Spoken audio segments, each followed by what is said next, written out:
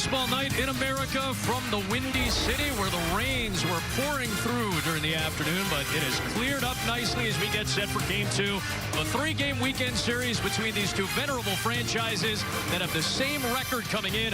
The top 2 wild card teams in their respective leagues. It's the New York Yankees and the Chicago Cubs. From Chicago, Illinois, we welcome you inside the broadcast booth. Adam Amin, my World Series champion partners, Adam Wainwright, AJ Pierzynski, Ken Rosenthal will join us in a moment as well. So these two teams are in good shape, top wild card teams. They've gotten here in very different routes. For the Cubs, AJ, it has been their offense that has helped carry them, in particular the last 2 months, and nobody's been a better candidate to talk about than Pete Crow Armstrong. PCA was signed to an extension before this season started, and he has done nothing but deliver since June 1st. This is the player they expected. This is the player that Craig Counsell believed in. And if not for Shohei Ohtani, he'd be the runaway MVP in the National League this year. The numbers since June 1st are ridiculous. In the top 3 in every major offensive category, even average 333 is third. His defense is off the charts. You can't put a number on his defense and what he means to this team, the energy, the excitement. I love watching Pete Crow Armstrong play, and tonight we get the opportunity. Cubs can score with the best of them. They got shut out yesterday by their mirror image. The Yankees have struggled offensively, but their pitching has been dynamite, including Friday. That is a big key for this Yankees team to stay afloat. Well, it is. They've got a few huge bats out of their lineup, so they've needed their stable of horses to step up. And every single day, it seems like the starting pitching, the bullpen, they're doing their job to keep them in the game. Right now, you can see right now their ranks in strikeouts, ERA, 11 shutouts, second in all of baseball. And then the last 9 games, 7 of them have been 1 or fewer runs. We're going to see more of that today with Max Fried. This guy's second in the Cy Young voting last year.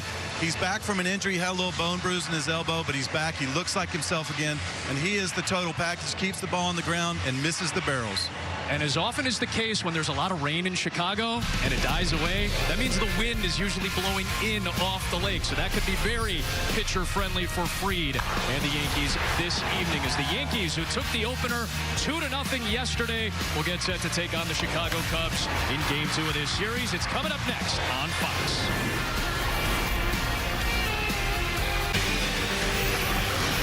Two historic franchises, 2 great histories. Twice have met in the World Series back in the 1930s. Some of the most legendary names in all of baseball, some of the greatest broadcasters that have left us. And that famous ivy planted 1937 by Bill Veeck, lining that outfield wall in the middle of this summer, where it's been a cool and cloudy afternoon after a lot of rain showers, but we're ready to start on time tonight from Wrigley Field. As we get set for the Yankees and the Cubs, top wild card teams in their respective leagues. Aaron Boone first made a trip to Wrigley Field in 1981 as a young man. We'll tell you that story if we get some time tonight. But this is a struggling Yankee lineup ever since Aaron Judge went down at the start of June. And they are filling some holes. No Ben Rice in the lineup tonight. He needs a day off. He's been playing nonstop since before the All-Star break. So Max Schumann will lead things off, and off we go as David Peterson, the left-hander, who got dealt from the New York Mets after some struggles over the last calendar year. His last 3 starts have been much, much sharper, more like his old ground ball-inducing self. And it's a ball and a strike on the left fielder for the Yankees, Max Schumann, the former Athletic.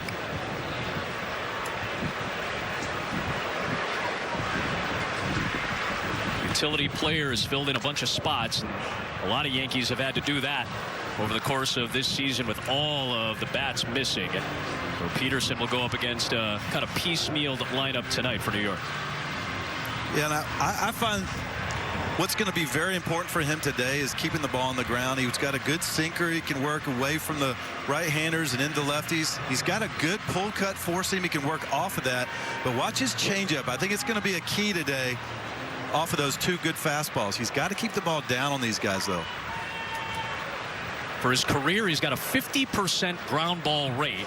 In 4 starts with the Cubs, the last few starts in particular, that has gone up, but it's not where it usually is. He had a bad start at Wrigley against the Cardinals at the start of July. He's been much better since, and has been inducing a lot more of those ground balls, even behind in the count. And that's been right there, that arm side miss. That's kind of what he's struggled with this year. He's got a lot of walks for the season for how many innings he's pitched. He's got to get that back on the plate. Just off the plate, the count runs full on Max Schumann.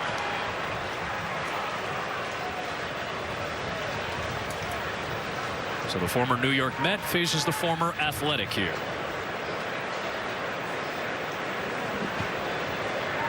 And the payoff.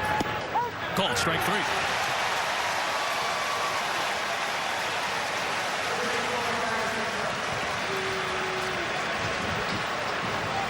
So Schumann down on strikes, 1 away for Paul Goldschmidt.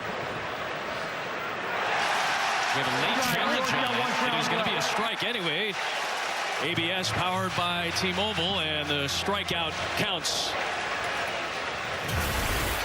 I love that. The crowd gets to cheer twice. They cheer for the strikeout, and then they get to cheer again for this pretty much perfect pitch from Peterson to Schumann to strike him out. But yeah, and the Yankees are out of challenge. The first hitter of the game. First batter of the game. That's a little too close to go for, I think. This is not a high leverage situation, and I'm still a little bit shocked as we hit the month of August that teams and players are still not having a good time understanding that. Why you would use that in the first inning of a game unless you are 100% sure.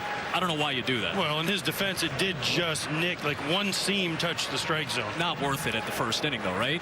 Based off of just what we've seen sample size-wise. Hey, when you're struggling to score runs, you'll try anything. Very fair point, my friend. And on a 3-2, I guess it's a little bit more justified. Paul Goldschmidt with bases empty. Former Cub killer, still a Cub killer. 32 career home runs against the Cubs, a longtime Diamondback and Cardinal. He's actually been one of the saviors of this Yankee offense this year. The former NL MVP fouls one away. Back to the pitch that was challenged by Schumann. A close one, understandable, but on the first batter of the game certainly doesn't seem worth it now. Well, you're thinking, you know, he throws a good sinker, so when you see a ball low, you have a tendency to take that because you think it's going to finish lower, but he threw the good four-seam right there, sticking it inside, and it was able to keep its plane. Yeah, I understand it. It's just I've had so many conversations, you guys too, with managers that are saying we got to save him for high-leverage spots.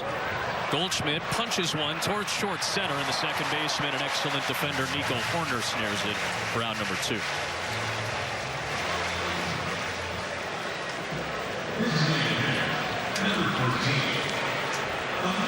Ahmed Rosario had one of the 2 big hits yesterday. 2 solo home runs was enough. Will Warren shut the Cubs offense down with a great performance. The bullpen made it hold up. Rosario hit a 450-foot bomb to center field. One of the 2 solo home runs that were hit. The other one from Spencer Jones. There's a strike, 1-1 on Rosario, the veteran. Well, that one Rosario hit, what do you have, an 11-pitch at bat, the first at bat, and then his next at bat on the second pitch, he hit it 450. So saw all the pitches. Shota Imanaga was the one that gave up the home run. He pitched very well. Both teams pitched exceptionally well yesterday. Just the 2 solo home runs. Enough for the Yankees to get the shutout win. There is Shota. 1-2 to Rosario is fouled away. Well, Shota's been pitching great for this Cubs team the last 4 or 5 starts. He still gets bit by some home runs, but he has been really good after a somewhat slow start. Yankees give up the fewest home runs. Cubs give up the second most in baseball. 2-2 on Rosario. And on a night where the wind is blowing in, just wonder if the offense is going to continue to be at a premium. That's usually the case when the Cubs and Yankees play. They typically play low-scoring games. AJ, when you're on the way to the field, you see the lake water's rough. You know it's going to be blowing in. What is your thought process as a hitter going into a Wrigley Field game when you know the wind's blowing straight in? I still felt like I could hit a homer. I felt like every time I played here, you could just hit a homer. I don't know. My numbers don't say I mean, I did all right here pretty well, but it just felt like every time you came here, blowing in, if it was blowing out, it was just touch a ball in the air. Sure. But today it is howling in, hit it low, hit one of those little corners that stick out, it stuck in actually in the outfield. Hit it low, it'll still go, right? Oh, yeah. Rosario goes down on that Peterson changeup, a 1-2-3 inning thrown by the left-hander. And now Max Fried, the fellow lefty, coming back from the injury. It'll be his 3rd start after that bone bruise on his elbow kept him out. He's looking to keep things going well for the Yankee pitching staff.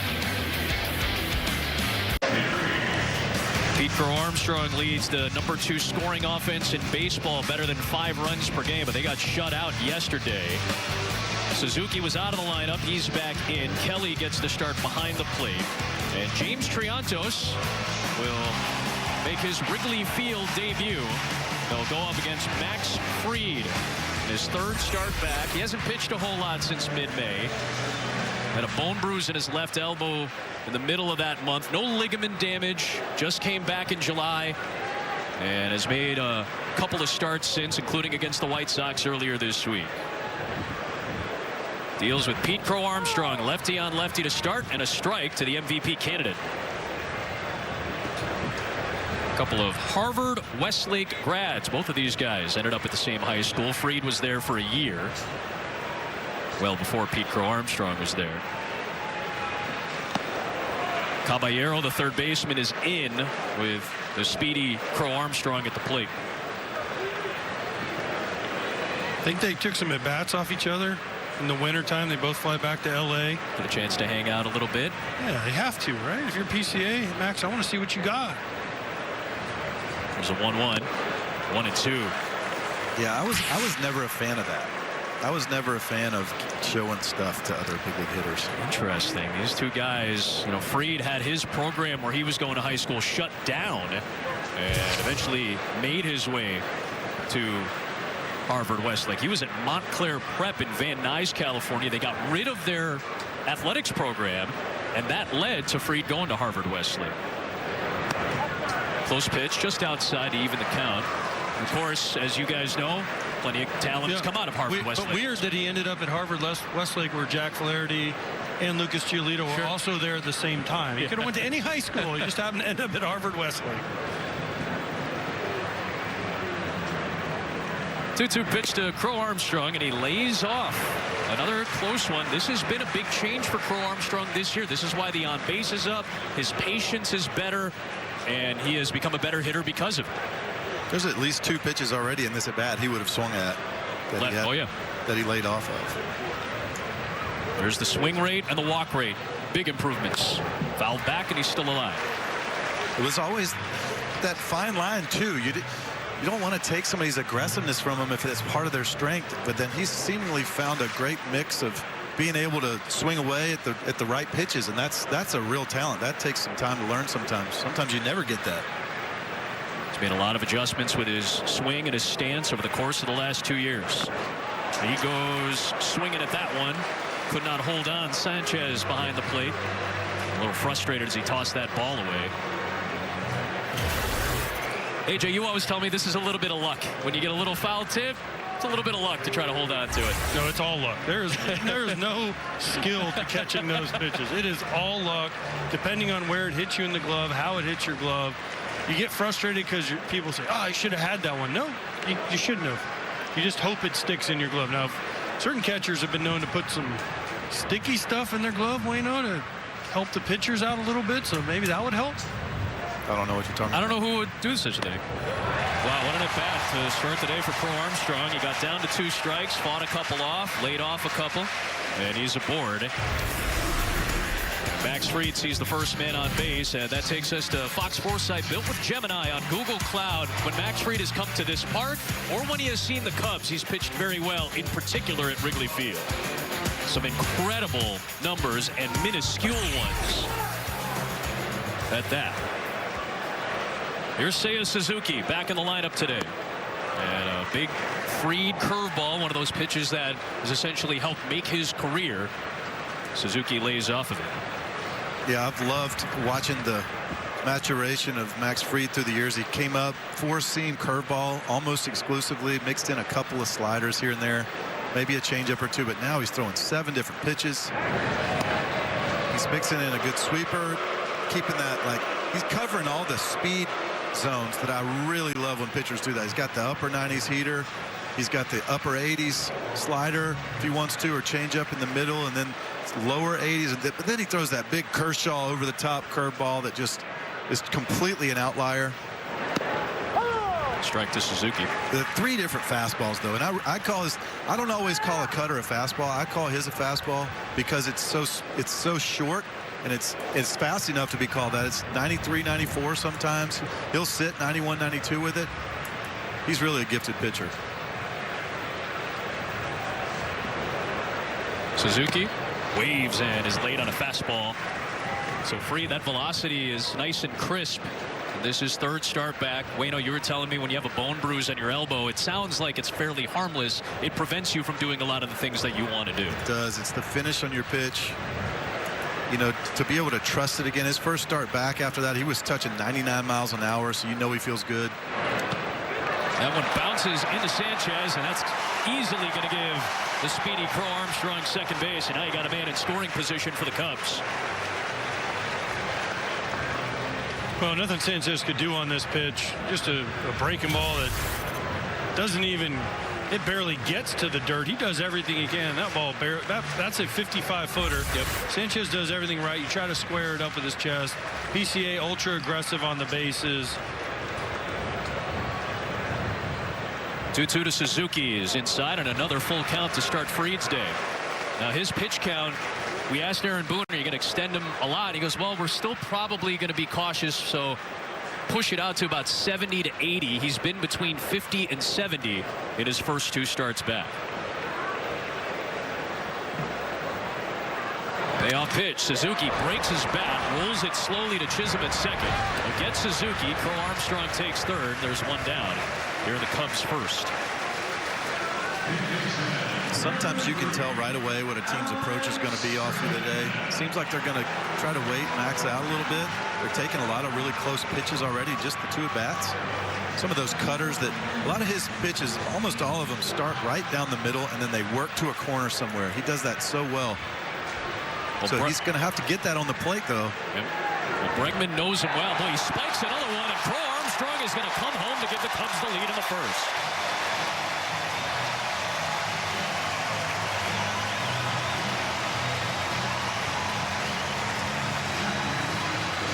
Well, Fried is trying to find some command. He spiked a couple in this first inning.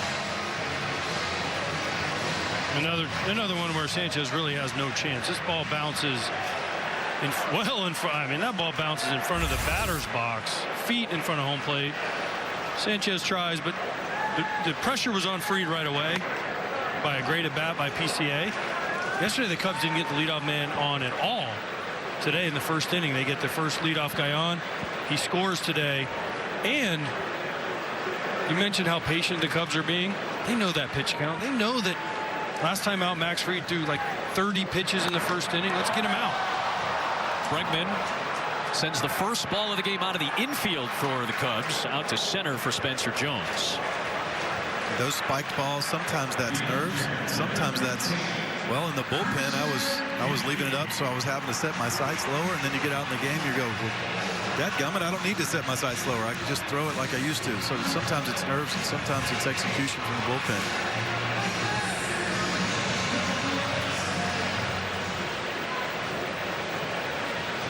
Here's Carson Kelly hitting the cleanup spot today. There's a nice breaking ball from Fried that drops in.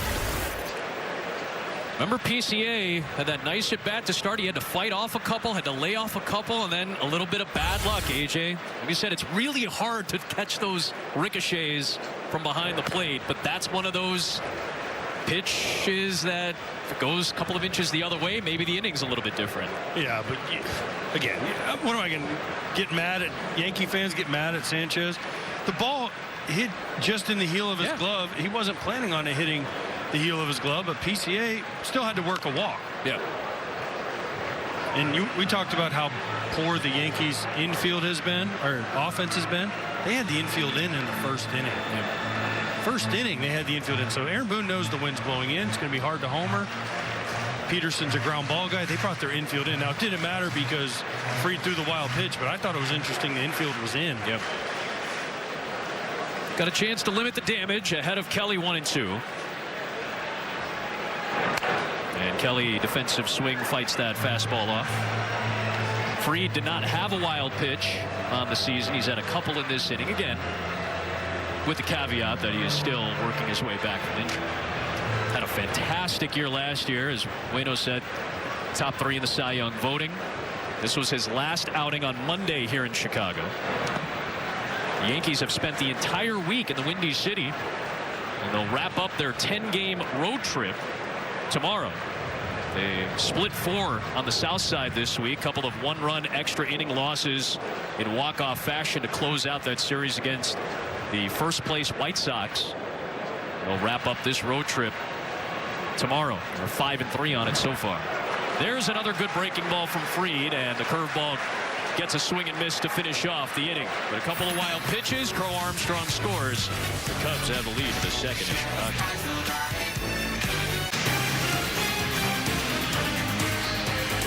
Today's telecast is sponsored by Progressive Insurance, a grand slam for your budget. Some of the players that have sported Cubby blue and the Yankee pinstripes. Great history between these two teams. Didn't play a whole lot against each other. Met in the World Series twice in the 1930s. Did not play again against one another until after interleague play, 6 years after interleague play was introduced in 2003. Jason Dominguez in right field. Ball and a strike against the Martian, the 23-year-old. Started the year in AAA. Now hitting cleanup. 1-2 the count. Jason Dominguez was one of those Yankee prospects, much like Spencer Jones, who will come up later.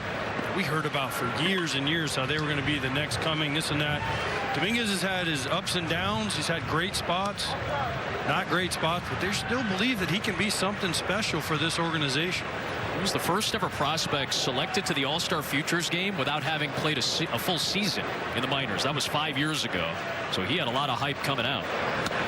He goes down swinging here, and Peterson 4 up and 4 down with 3 strikeouts to start the night as we say hello to the 4th member of our team, Ken Rosenthal. Hello, Ken. Hello, Adam. And you look at this Yankees lineup tonight, no disrespect, but it's not the New York Yankees that we are familiar with. So, without Judge, without Stanton, without Bellinger, what are they going to do at the deadline? They've been looking for a right-handed hitting catcher, but those particular players are scarce in this particular market. So they want a catcher, they want another bat, and I thought it was interesting today, guys, when Aaron Boone told us that Giancarlo Stanton could be back before Aaron Judge if Stanton continues his running progression without further setbacks.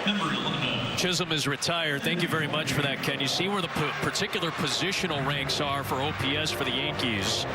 Judge has been out since late May, early June with a rib injury. Stanton's calf issue has had him out since late April. And Cody Bellinger just went to the IL with a hamstring injury that he injured in Philadelphia. Anthony Volpe climbs in. Well, the Yankees and about 6 other teams are looking for a right-handed hitting catcher. Yep. And a lot of these guys, as you talked about, AJ, they've had very up and down seasons. There have been good stretches even without Judge and Stanton offensively for this team, but overall the last couple of months it's been very tough. Volpe looks silly there. He's had a roller coaster, forget season, he's had a roller coaster last few years. 1,077 combined home runs on the shelf for the Yankee offense right now in their careers. Just astronomical numbers, and understandable why they've taken such a dip. Well, the first 2 weeks when Judge went down, they were okay. Yeah. But over the long haul, when you're missing that much, just everybody person says don't try to do more. But in the back of your mind, you know the big boys aren't there, so you feel that pressure just a little bit. Volpe gets sawed off. That's a roller to Horner. And another 1-2-3 inning toss by the ground balling David Peterson. He's had 3 strikeouts and 2 ground ball outs through a perfect 2 innings. MLB app has you covered all season long. Personalized highlights, push notifications just for you. The MLB app, the #1 app for live baseball. Live baseball in the bottom of the second at Wrigley. Max Fried to Michael Busch. And a close pitch. He lays off of that sweeping curve. We have an ABS challenge from the catcher, Sanchez. They've already lost 1. They cannot lose another. It's powered by T-Mobile. And that is a good challenge from Sanchez to get a strike to start off Busch. But again, early in this game, they're taking some risks. Whew. Sanchez just said, whew. That wasn't like all in the box. That clipped half the box. Never a doubt. Now Bush flares one to left center field. Jones coming on. He's got it nice and easy for the first out. It is tricky, though, when you have a curveball that's shaped like his, it's bigger shaped like that. It's a little bit of a fine art to know when that thing is crossing the exact part of the plate where that's going to be challenged. Yeah. Big shapes coming in from way higher than the normal curveball. And most catchers and hitters have a hard time defining the top of the ABS strike zone. That's the one that they can figure out the low and the east to the west. It's been the top. Nico Horner takes a strike. He's going to challenge. Pitch is called a strike. Hitter's challenge. Horner, a rare strikeout in yesterday's affair. He's only struck out 40 times all year in almost 500 at-bats. And he's got as good of a feel for the strike zone as anybody. He wins that ABS challenge powered by T-Mobile. So Horner, one of the elite contact hitters in baseball, now takes a big cut. It's 1-1.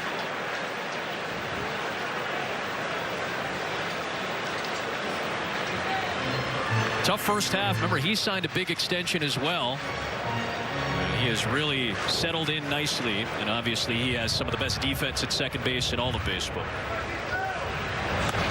1-2. Good pitch by Fried. That's 2 pitches in a row.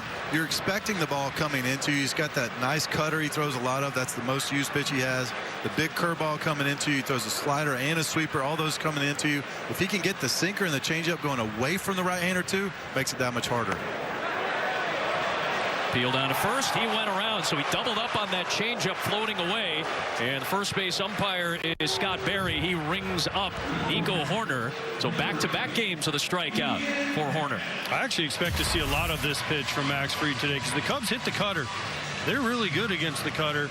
And so he's going to have to go to this changeup. I think he went, but opponents against his changeup are hitting under 190. They're hitting 182 coming into tonight. So that has been a weapon for him. It had been the curveball big time in the past. This year it's the changeup. He deals a cutter for a strike to Ian Happ, who has had the best numbers against Max Fried of anybody in this Cubs lineup. 7 for 11 with a couple of home runs. The longest tenured Chicago Cub, who is in a walk year, along with Seiya Suzuki and Shota Imanaga. 3 key pieces, and they've signed Bregman. They extended Crow Armstrong. They extended Nico Horner. It's going to be interesting to see what happens at the end of this season. Still a long ways to go.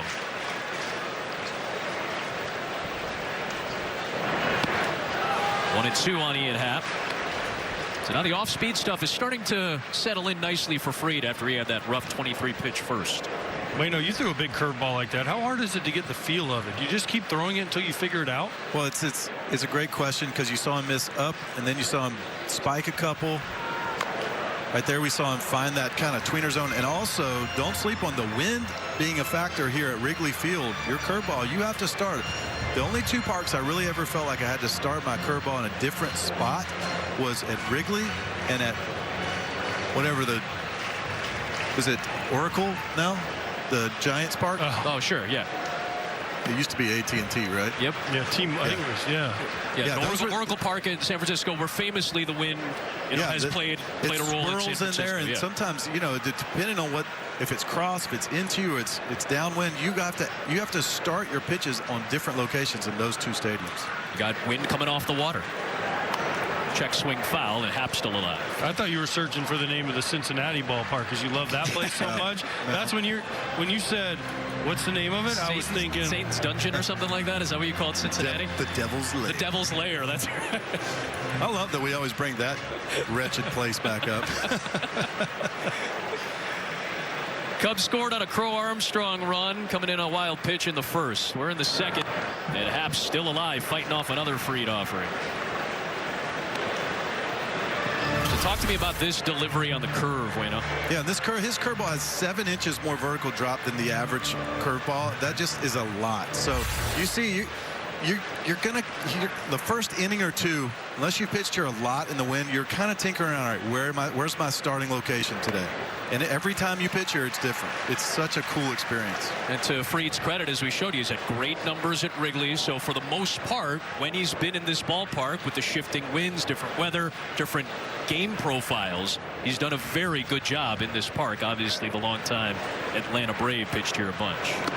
And he gets in, have to strike out on a cutter. So some of the down speed stuff for Fried is looking a little bit sharper as he gets his bearings. We played 2 at Wrigley Field. Go all in on game nights with MLB Plus. Stream MLB Network 24/7 in the U.S. and select out-of-market games every week. Live radio, game day, 3D, big inning, and minor league action. MLB.com/MLB Plus to subscribe today.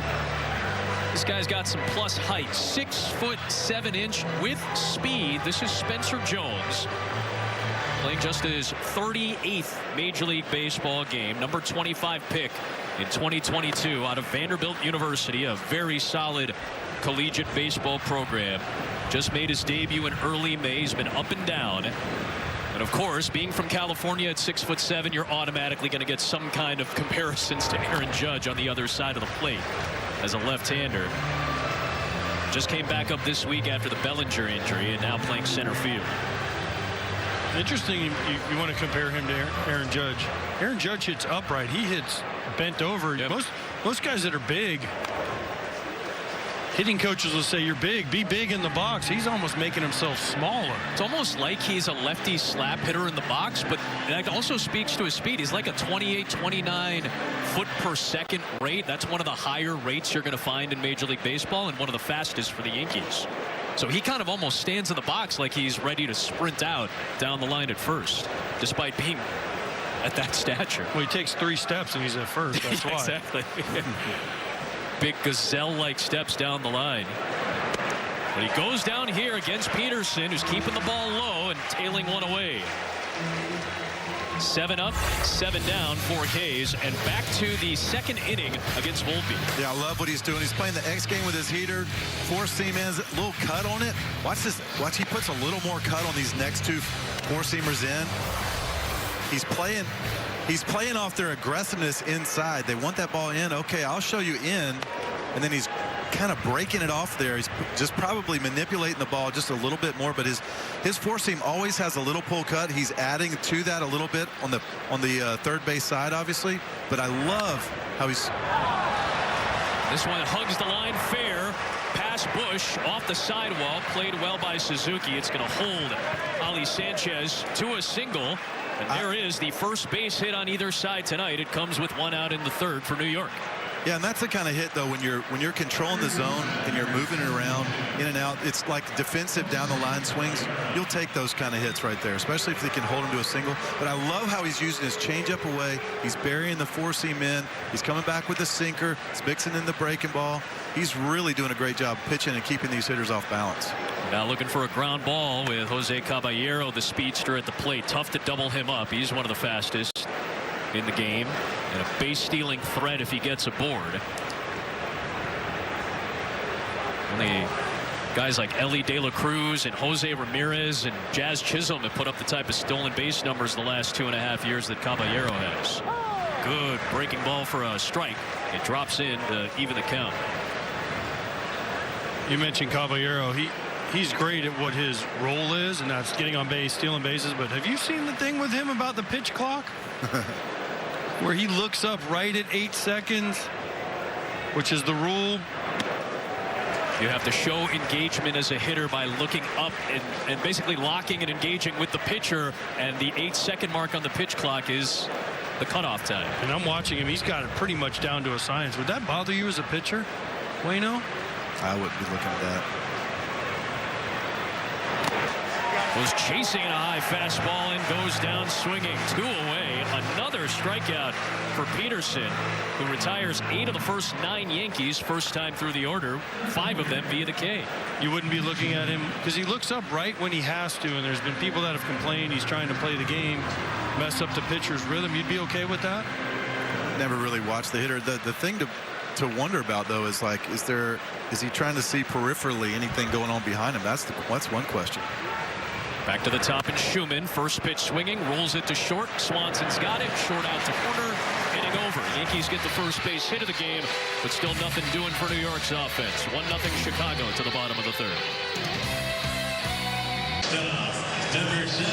Welcome back to Wrigley Field here with Yankees manager Aaron Boone. Aaron, Max Fried, 3rd start back. Little shaky in the 1st inning, much better in the 2nd. What changed? Just getting the command a little bit more dialed in. Feel like his stuff is in a really good spot right now. I thought even in the first he came out really pretty electric and, just about dialing that command in. First inning, we saw you play the infield in. Obviously, you've got some big hitters out. How differently are you having to manage with the offense struggling the way it is? Maybe a little bit, but typically with one out and just a runner at third, I'm going to play the infield in typically in that spot. There's some exceptions, but in that spot I usually would with one out. Aaron, thanks a lot. Adam, back to you. Yeah, Kenny, fascinating to see how you manage when the wind is blowing in, when the runs are potentially going to be at a premium. Cubs have scored their lone run without a hit. And here is the 9-hitter James Triantos, the 23-year-old from Virginia who just made his major league debut in Pittsburgh last Saturday. Got a hit in his debut, playing his third MLB game. Good numbers at AAA Iowa this year. Utility guy, can play multiple spots. The second-round pick in 2021 is quickly behind of the excellent Max Fried, 0-2. That one. You mentioned challenge. He's in his He's in his third at bat. But yeah, I was going to say third big league game. You're like, maybe I'm not the one. Third at bat, third game. I love Aaron Boone's answer. I would have normally in the first inning with Judge and Stanton and Bellinger, those guys all healthy. As Triantos foul tips it into the glove of Sanchez. There's a strikeout for Fried, 2 away. Yeah, if I'm Max Fried right now, the wind's blowing straight in. Those guys have worked me for some deep counts. I love how he's come out this inning and just pounded the strike zone. Cutter on the plate, sinker on the plate, curve on the plate, just right away. Now you got the former Cub prospect Giovanni Cruz, who just got called back up today after the Yankees traded Camilo Doval, who'd been struggling, to Pittsburgh. So with Fried already into the 40s in the pitch count, might end up seeing Giovanni Cruz doing some backup. So there's the trade. Doval was struggling. Luis Cruz is a top 20 Pirates prospect, so that's who the Yankees got back along with Omar Alfonso. But Cruz takes the spot of Doval. Crow Armstrong punches it in the air. That's going to die in the wind too, as the right fielder Dominguez is there, and Max Fried continues to work strongly and efficiently. A 6-pitch third inning. To the middle innings we go. Time for our Clorox team leaders, and these two teams are leading their wild card races that have gotten a little tighter, especially in the AL. How about the Boston Red Sox, who have flipped their season around with a 21-4 July? First pitch to Paul Goldschmidt is low as we start up this fourth inning. What an incredible run. They had fired Alex Cora early in the season. Chad Tracy steps in. And the Red Sox have completely flipped their year around. 7 games over 500 coming into action today. They've got the Dodgers this weekend. They got the victory from behind last night in the opener of that series. Goldie takes a strike. The wild card standings have tightened up with the Yankees, Red Sox, and then that third spot has been kind of up for grabs. Yeah, just be around 500. You're in it. Be anywhere within 5 games of 500. You're in the wild card in the AL at this point. Swanson throws out Goldschmidt, 1 away in the fourth. The AL has been mediocre, very much up and down, and certainly mediocre relative to how at times competitive the National League has been. That being said, the Dodgers are starting to run away with the West. The Brewers have a great spot in the Central right now, and obviously Atlanta has the lead in the East in the National League. We've got some concern here for David Peterson, though. They got to be looking at a blister, right, Wayno? Looks like they're looking at his hand, yeah. Baseball fans hear about blisters all the time. They understand that it's a problem. How specifically is it a problem when you have to deal with it? Yeah, it's I mean, you know, in everyday life, you're like, it's just a blister, dude. But when you release a ball, if there's something on your hand that changes the way you release the ball out front on top, get the same spin out. I mean, you're talking about big league hitters that if a ball doesn't spin exactly perfect and thrown in the right location is hit for a homer. You know, but I mean, it hurts, yeah, but the main thing is the execution of the pitch. Back at it against Rosario, and he fires a strike on his 50th offering in the game. He did kind of flex his arm a little bit. If you see right there, he kind of also gives it a little shake. I don't know. Yeah, it was almost like a forearm cramp or something, didn't it?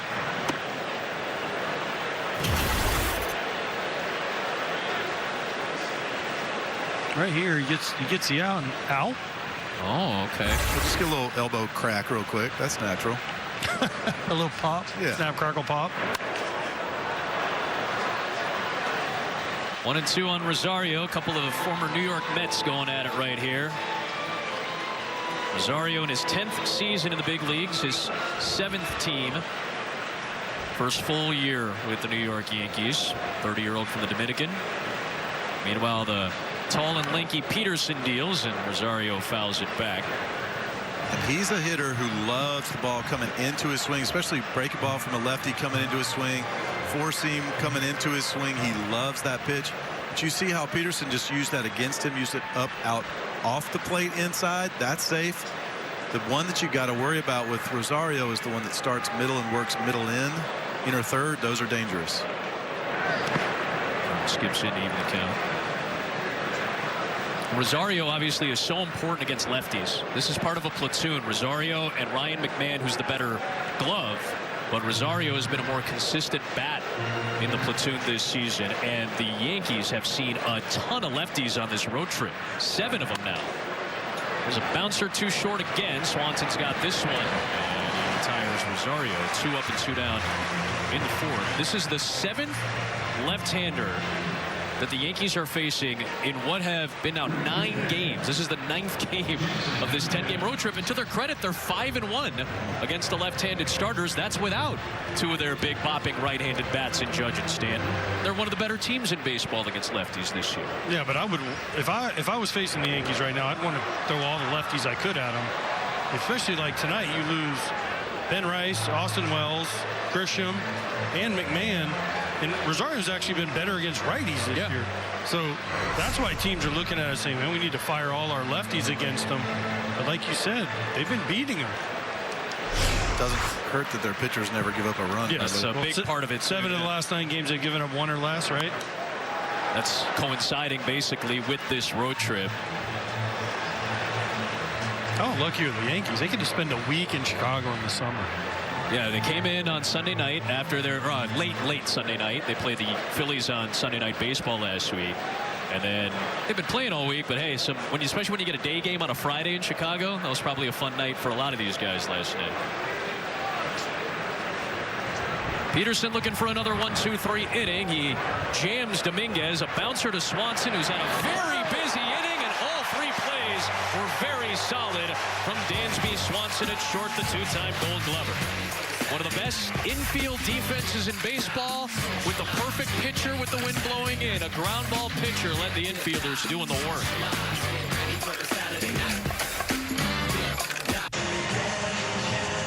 Back here at Wrigley Field with Cubs manager Craig Counsell. Craig, we saw you visit David Peterson that last inning. What was the concern? Yeah, I think we all just saw him shaking his arm out, but Carson saw it, I saw it, Trainer saw it. We just went out there to make sure nothing was wrong. Everything's fine. Wind's blowing in. Max Fried's on the mound. How do you adjust offensively? Well, you saw, I mean, we got to walk, and that's the run. I mean, there's been 1 hit in the game, and we took advantage of some free bases. On days like this, you know, it's almost like you can hit a homer, but it has to be hit perfectly at the right angle. And if there's no such thing as a home run in baseball, the game becomes a very different game. Base runners, base running, moving runners becomes critically important. Craig, thanks a lot. Adam, back to you. Thank you, guys. Appreciate the time. As Suzuki fights off a breaking ball to stay alive at 0-2. That's what we talked about, guys. Runs feel like in this series, and certainly with the weather tonight, will continue to be at the premium that they've been in. Well, what he says is the game of today's game. Yep. If there's no home runs, there's no runs. And that's pretty much what it's become. The Yankees are almost 50% of their runs are on home runs. Highest percentage in baseball. And so the wind's howling in at 25 to 30 miles an hour. David Peterson saying, here's my sinker. Yeah. Try to elevate it and hit it through that wind. I love the art behind that too, like trying to manufacture however you can, get them on, get them over, maybe you hit and run, maybe you steal where you wouldn't normally. Love that. Called strike 3. Good sequencing, and Suzuki frozen by Fried. 5 Ks for Max Fried, the latest on Suzuki. You saw the good 4-seam fastball there. Here's his strikeout pitches right there, the big The big curveball, change up, down and away. The cutter in, fastball. He's got all the pitches. He's not really a strikeout pitcher, but once he gets ahead in the count, gets you 0-2, 1-2, he can finish you with 4 or 5 different ones. He's one of those pitchers where you never really know what's coming. Alex Bregman with a challenge on a called strike, and he's going to win this challenge. ABS powered by T-Mobile, overturned for Bregman. So he flips it to 1-0. He's had good numbers against Fried, 5 for 9 with a home run. That home run came last year as a Boston Red Sox. Signed a 5-year deal with the Cubs this year. Of course, almost a decade with the Houston Astros, and the Yankees got a lot of looks at Alex Bregman in the playoffs over the last decade. He lines one towards short over the head of a leaping Volpe, and the Cubs have their first base hit of the game. And it comes from Alex Bregman, who has played 20 playoff games in his career against the New York Yankees. Most of those with the Astros, plus a wild card series last year with Boston. Well, they know him well. Right here, behind in the count, just throws a little cutter. Bregman beats it to the spot, lines it to left. But as a pitcher, right, Wayno, you'll take that. All right, 2-0, give up a single. It's going to take 2 more singles for him to score. That's right, especially on a day like today. And you know you have to pitch Bregman in. He just, like you said, he beat him to the spot right there. Great hitters do that sometimes. Carson Kelly fouls one off. It's been a nice turnaround for Bregman in particular, who had a pretty average year, especially for his standards. He's been a very talented offensive player. And then this week, he switched up his bat. He took Dansby Swanson's bat. Guess what? He's had a hit in every game this week, including tonight. The first Cub hit of the game. Breaking ball, strike, 0-2. If Max Fried can drop in that curveball, it just changes everything about an at-bat. You have to cover so much more as a hitter. You already know he's going to get the cutter, then you know the changeup, and then you see the fastball, which brings into the elevated fastball into play. If you just drop that in every once in a while, when you can throw 95 miles an hour, it just messes with the hitter. 0-2 to Kelly. It really feels like a domino effect, what you're talking about, AJ. You establish one, the next one seems to work off of it, the next one seems to work off that. Yeah, his last at bat, he finished him with the curveball. This time he gets ahead of him with the curveball, gets in that good fountain. Now you knew he's going to come up top with something hard. He went with the hard cutter right there. He'll throw that cutter 94 sometimes. 0-2 to Kelly, and he flares it foul. So now in my mind right now, he's got him set up for that big curveball again. He hasn't had a good look at it yet where he had a good swing at it. He took one, he swung and missed one. I think he's going back after 2 hard fastballs. Here it comes. And this is what he does. He's #1 in the league in average exit velo and hard hit percentage and barrel percentage. He's like top 5 in all 3 of those. He just doesn't hit the barrel. And he misses bats. He does right there. Kelly swings and misses on that cutter. Another strikeout from Max Fried. He's got 6 of them now. It's a pitch he had already thrown him, but he changed the shape of it and the velocity of it. He used it up in the zone on his hands before, and now he used it almost like a slider. The slider's in the upper 80s, but he can throw that cutter at different speeds too. You just never know. Hard to get comfortable in the box against a pitcher like Max Fried. So 2 down for Michael Busch. There's a strike. So we've seen the velo climb up a little bit, up to about 96. We've seen 97 in there now. And after those first longer couple of innings, boy, he's been much more efficient these last 2 frames. The 6-pitch third certainly got Fried back on track. Busch taps it, and a chance to finish off this inning with nothing new.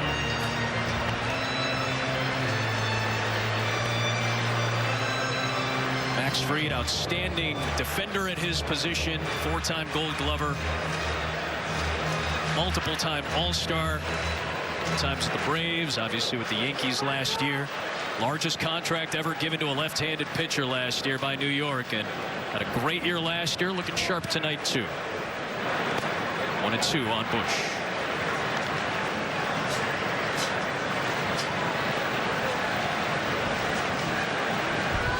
Max Fried, since he's come up and been healthy, he's been good. Oh, yeah. The one thing about him is I think a little bit the playoffs, there's some questions here and there in the playoffs. He's had good starts, but this guy, when he is healthy and right, he is as good as anybody. Tough one to lay off of, but Bush does. 2-2. Well, that's a great take right there. Be interesting to see if Max tries to get something in on Bush. He's so good at just driving the ball to left field and taking it with him when you only stay away from him. This one popped up. Starting back, Jones now coming in with that wind blowing in. He had to use that long 6'7" frame to lunge out and grab it. But a scoreless fourth tossed by Fried.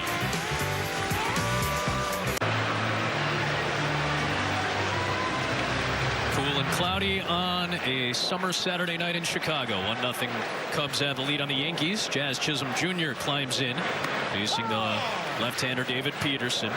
Just 3 for 16 in his career against the tough left-hander. He's dealt with a concussion this year. A free agent year, Jazz Chisholm, after a fantastic 2025. And Peterson is quickly ahead, 0-2. He continues to pitch very quickly and efficiently so far. Really kind of hit a wall, Peterson, after the all-star first half with the Mets last year. Numbers kind of tailed off. Didn't have a great first half this year. Got dealt to Chicago in late June. He gets Jazz Chisholm down swinging, one away here in the top of the 5th.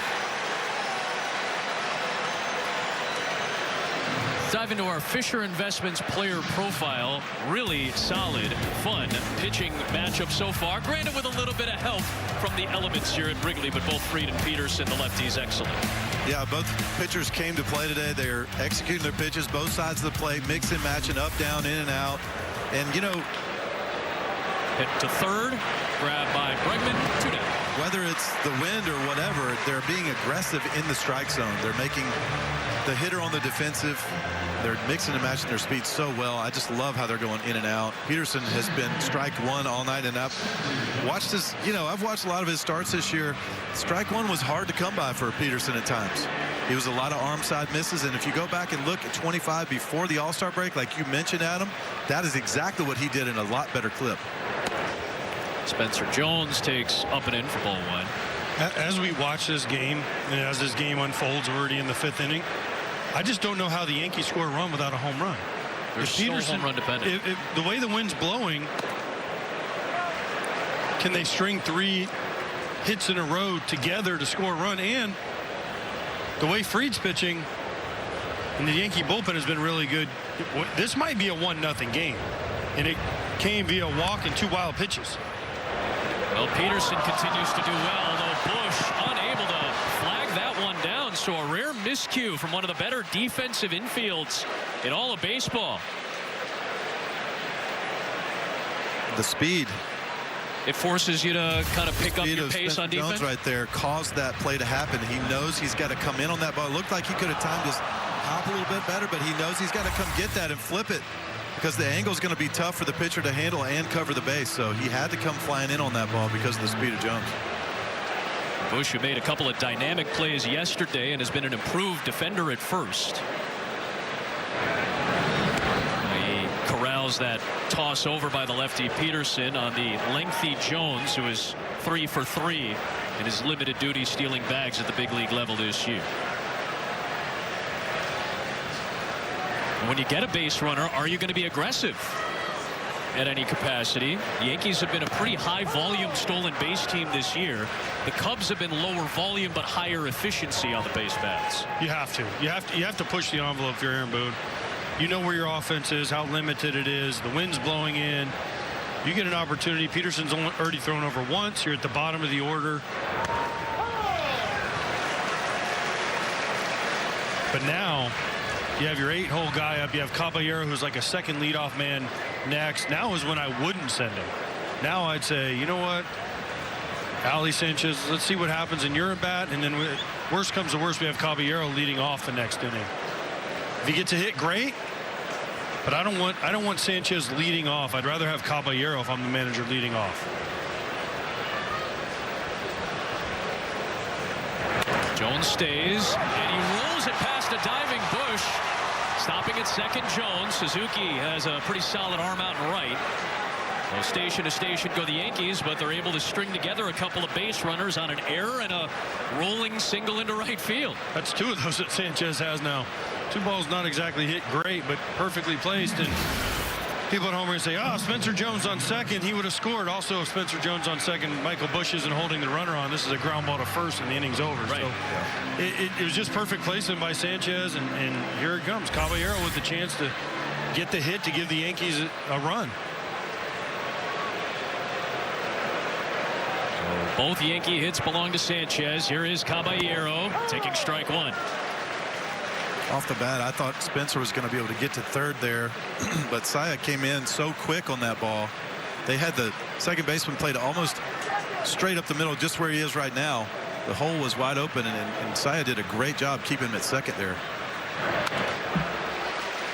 0-2, and a chance for Peterson to make it all a moot point. Well, also, they're playing shallow. He starts so shallow. He is so shallow right there because of the wind. Watch his quick jump to get there. You never want to make the last out at third. He might have could have made it, but he's playing so shallow. Look how shallow. He's already shallow right now, too. They are so far in because of the elements. Caballero hits it into right for Suzuki. Here comes Jones getting the wave, trying to tie the game. The throw from Suzuki, not in time, and we're tied at 1. Caballero in the bottom of the Yankees order manufacture a run on a windy night in Chicago to tie the game.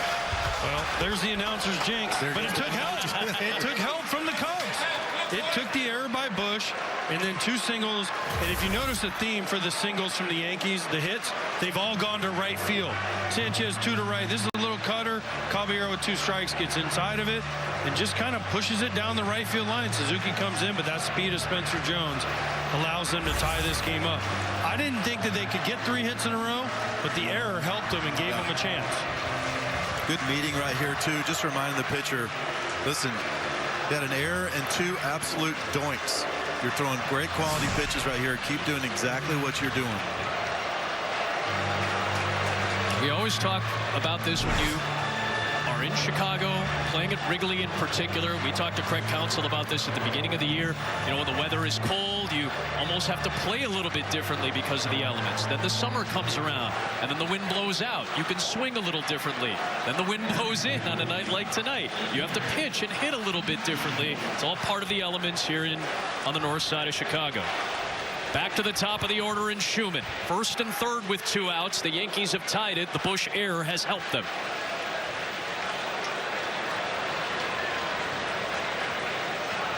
Runner from first takes off, and Kelly's going to test it, throw down there, not in time. Caballero, one of the best in the business. 119 steals since the start of the 2024 season. We knew that was coming. Yeah. He has to get to second right there. If he gets thrown out again, you have the leadoff guy up. But with his speed, Peterson going high leg kick, really focusing on the hitter. Caballero has led the American League and the majors in steals over the last couple of seasons. Schumann, 1-1. As a pitcher here, don't try to do too much, right? You've been throwing great quality stuff up there. Now the second and third doesn't matter, right? You're just going to make a pitch. Just execute.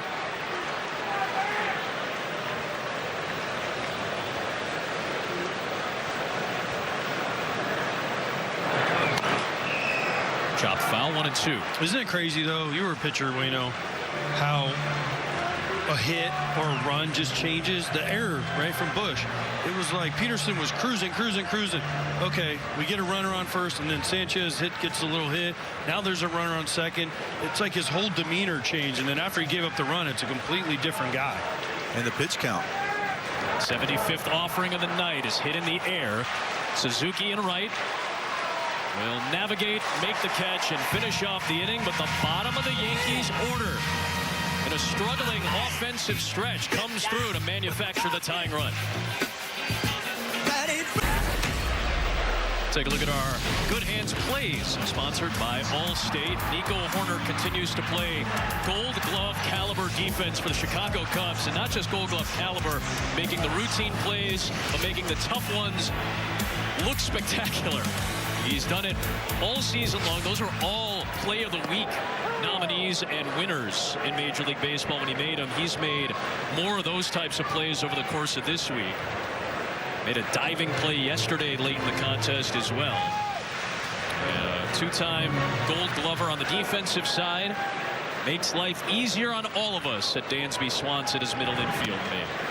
I think my favorite of the three, this is crazy to say because they were all so great. I mean, he did go between the legs, but my favorite one is the dive up the middle and the wherewithal to throw it to third behind to catch a runner behind him. I mean, that was a crazy play.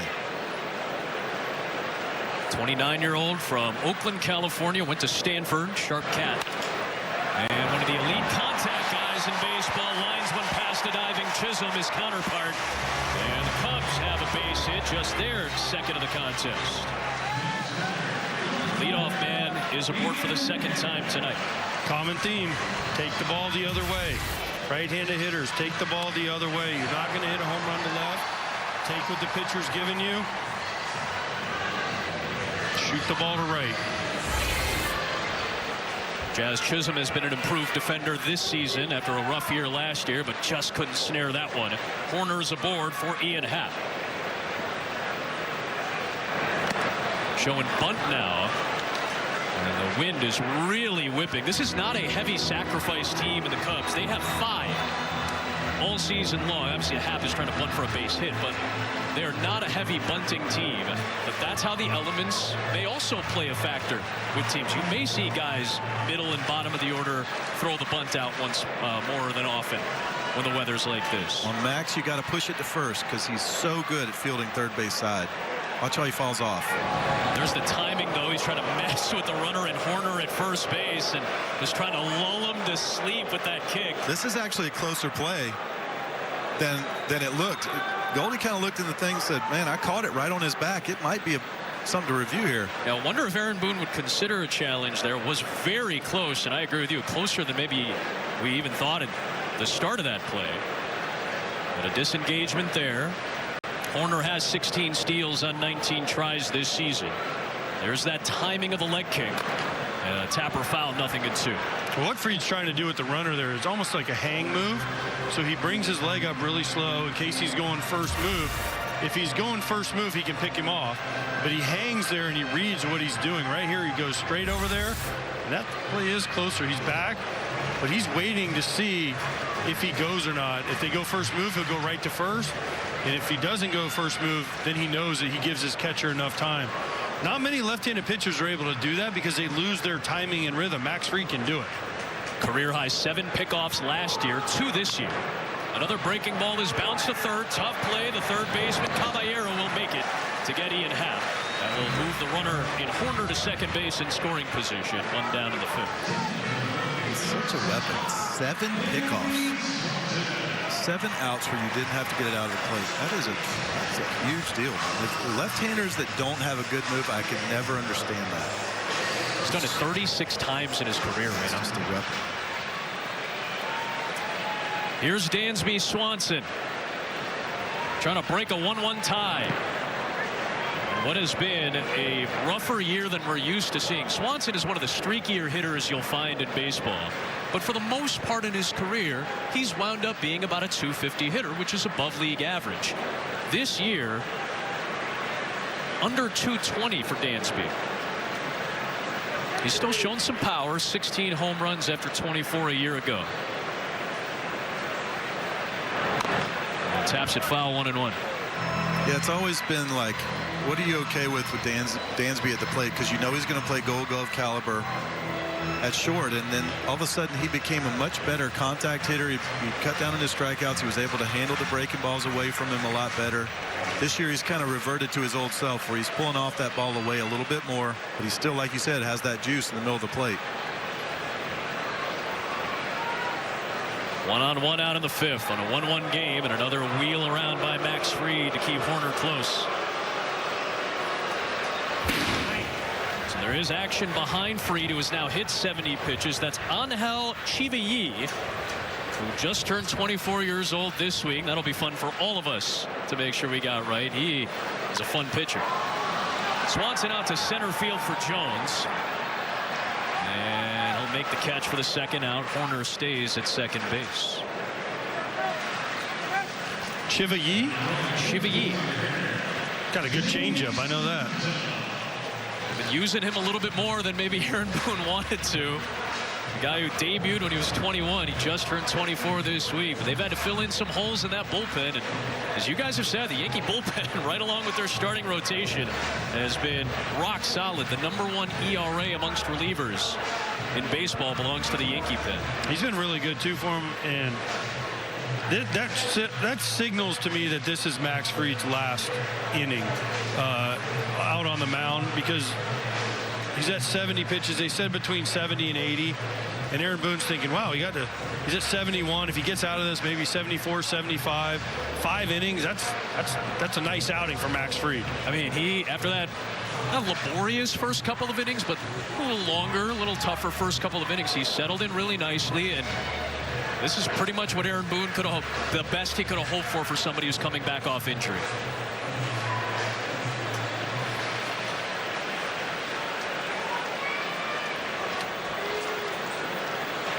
So here is James Triantos, the rookie.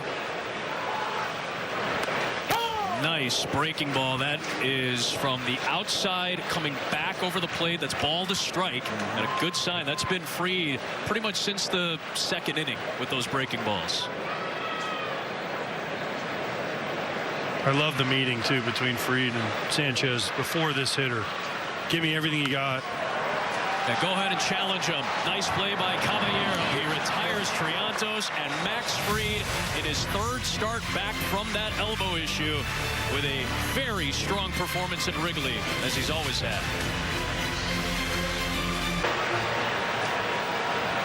Old-fashioned pitchers duels this weekend at Wrigley Field between the Cubs and the Yankees. Paul Goldschmidt leads off the Yankees' sixth, taking a strike from David Peterson. He's been in a battle with Max Fried with the wind blowing in at Wrigley tonight. Paul Goldschmidt, 138 career games against the Chicago Cubs. He's hit 32 home runs, 13 at this ballpark. And if you do have a guy that can muscle one out against the wind, maybe this is your best bet. Quickly 1-2 on Goldie. Yeah, and I like that he's keeping it away from Goldie right here, too. I mean, like you said, if there's somebody who can line a ball over that Gallagher sign out there, it's Goldschmidt. It's been fascinating to watch the bounce-back season for the 38-year-old Goldschmidt, former NL MVP, will turn 39 in September. Dreadful year last year, and has changed up the swing and has been so solid, especially in a year where there have been so many key offensive injuries for New York. And alongside that, back to what has been really strong defense for the former four-time Gold Glover. Big improvement, already surpassed his homer total. He golfs one foul. Still 3-2. These are the at-bats that Aaron Boone talked to us about with Paul Goldschmidt. They'll say, he struggles, and they'll throw a 12-pitch at bat. Yep. On a righty or lefty and change the dynamics of a game. Called strike 3. Froze Paul Goldschmidt that time. Boy, David Peterson with another strong sequence. 7 strikeouts, 1 down in the 6th. Down to Ken Rosenthal for more. Adam, you guys mentioned it last inning. David Peterson was an all-star last season, but his struggles this season led the Mets to yank him in and out of the rotation. So while he was disappointed to leave the team that drafted him, he told me, at the same time, I felt like it ran its course. I couldn't get things going in the right direction long enough to make a difference. And you go through stages like that where sometimes it's just kind of inevitable that change is going to happen. Good stuff, Kenny. That's a nice play by PCA for the second out. Peterson was the longest tenured New York Met at the time he was traded. And over these last few starts, since he got shellacked at Wrigley by the St. Louis Cardinals, Goldschmidt's old team, boy, he has really settled things down, and tonight has been his best outing, backing up what he did in St. Louis earlier this week. 2 up and 2 down for Dominguez. That changeup was one of those, like, whoops-a-daisy good pitches. You know, it didn't come out like you wanted to, but it froze him because it didn't come out like you wanted to. I mean, he probably got a swing if he starts it where he wants to, but he was able to freeze him because it kind of started ugly up and just didn't look right. So Goldie took it. Dominguez cracks one in the air. Corner giving chase, so is Suzuki out of play. And that's a pitch that Goldschmidt probably would have challenged if they had 2 challenges left. But they've already lost one, so it might have touched the zone, maybe not, but I think that was one. If they had 2 challenges right there, leading off an inning, would have been a leadoff walk. He would have tapped his helmet. But being the veteran player that he is, he knows he can't burn that last challenge right there. There's a strike, 1-2.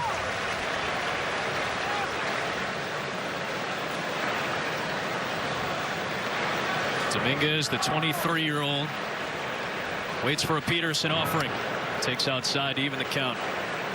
Such pressure on so many of the young prospects that have come up in the last few years for the Yankees, and Dominguez and Volpe. Now guys like Jones and Sanchez. Hammered down the left field line, pulled towards the corner. That's going to drop fair and one hop the wall. Dominguez into second base with the first extra base hit on either side tonight. And the Martian is in scoring position with the go-ahead run in the 6th for New York. 110.2 off the bat. That's the one way. If you're going to hit an extra base hit, you better hit a line drive. And that's just a little cutter that doesn't do a whole lot. And Dominguez was all over it. He's on that, I think, too, AJ, because he got him so good. Remember, he was throwing those nasty cutters in on him off the plate earlier, but you're trying to bury it in and you leave it over the plate. That looks totally different to a hitter, doesn't it? Oh, no doubt.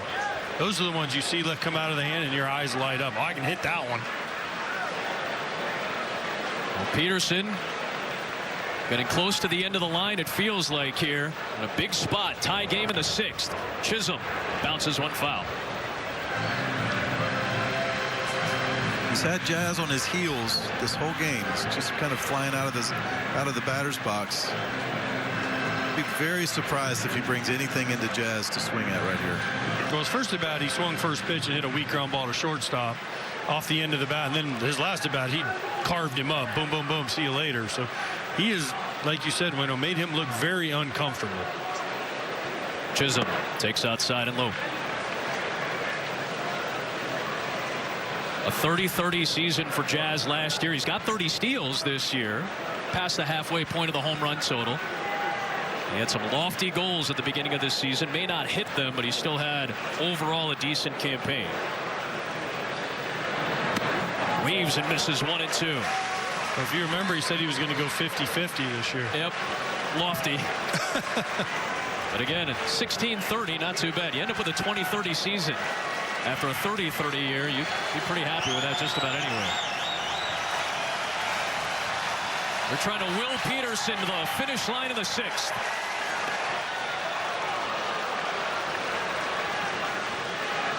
That's the right pitch right there. I think you could stick a fastball down and away now. If you could just stick one right there after he's taken that slider off the plate away, go up the same lane right here and just stick it down there. I think he'll take it. 2-2. 3-2. That was the idea, though. Yep. Now you go slider here, though, 3-2, don't you? Or you try to stick another heater down there. Don't miss on the plate. This is either perfect pitch or ball 4 for me. Yeah, I agree. 1-1 game in the 6th. The payoff to Chisholm from Peterson. Got him.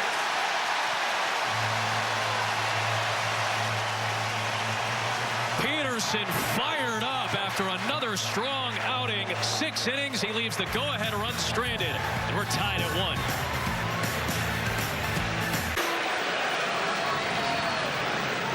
Six great innings from David Peterson. He leaves the go-ahead run stranded in the 6th inning. Now Pete Crow Armstrong in the top of the Cubs order facing Max Fried in the bottom of the inning trying to take the lead.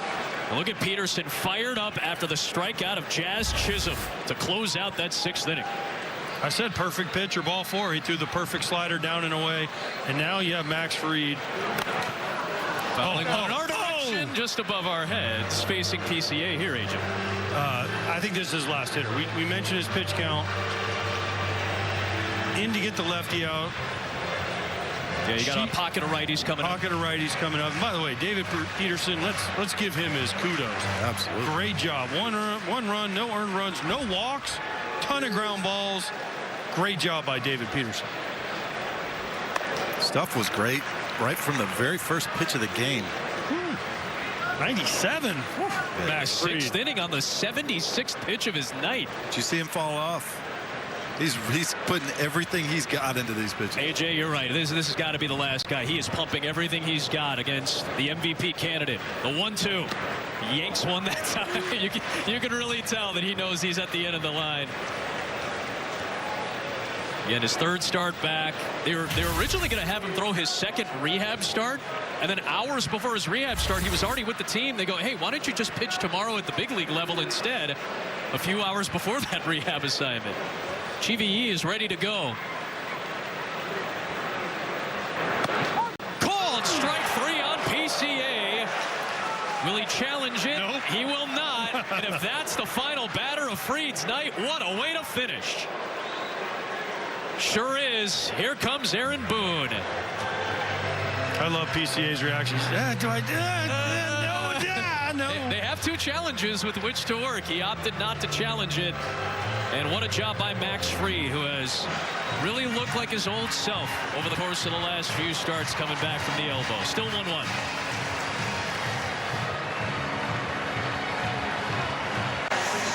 So this was before the inning. Max Fried and Ali Sanchez. Hey, let's go after PCA. This is your last batter. Give me everything you got. Got him. So 1 down in a 1-1 game in the bottom of the 6th. And Angel Chivi will climb in to the mound to face Seiya Suzuki. A guy who debuted 3 years ago when he was just 21 years old. Former Colorado Rocky, who saw a lot of big numbers thrown up at Coors Field, understandably so. But this year with the New York Yankees, he's put up excellent numbers. He's been used a lot this week. 3 out of 4 games entering the series. Was off yesterday. Now back at it tonight. Suzuki takes a close one low, and it's 2-1. Well, if you're looking for fastballs out of Chivi, don't expect a lot. He's got one of the best changeups. He's 42% and almost 40% slider. Opponents are hitting barely 100 off the changeup, so you're going to see a lot of changeups and sliders. There's the heat. And by the way, he throws 100. Yeah, by the way. He throws 20% fastballs. Wait, no, and he throws 100.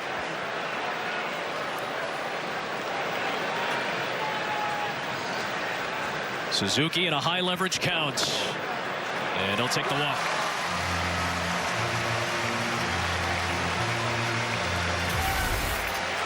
GVE is in there for Fried. This was the last pitch. We were kind of thinking, like, would PCA challenge that one right at the top of the zone? He thought about it. You have to be definitive in tapping it. He didn't tap it.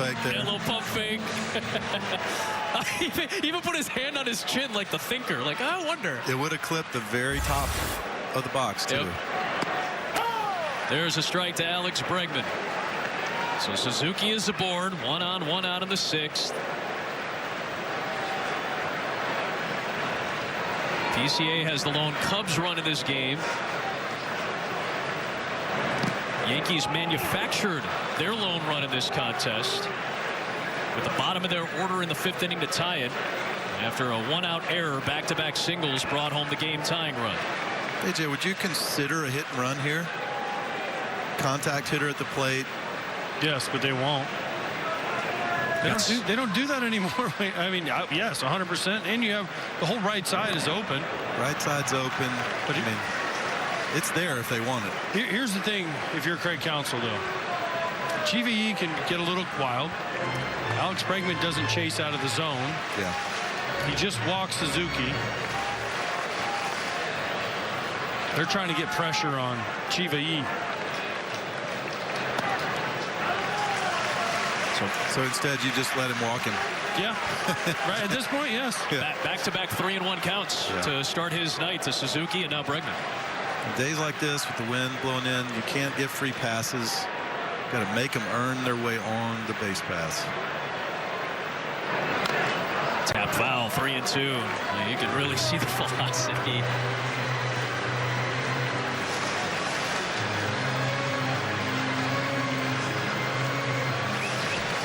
Carson Kelly on deck.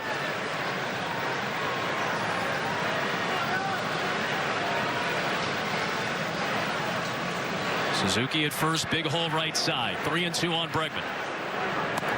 Upstairs, back-to-back walks drawn by the Cubs. Best walk-drawing team in baseball.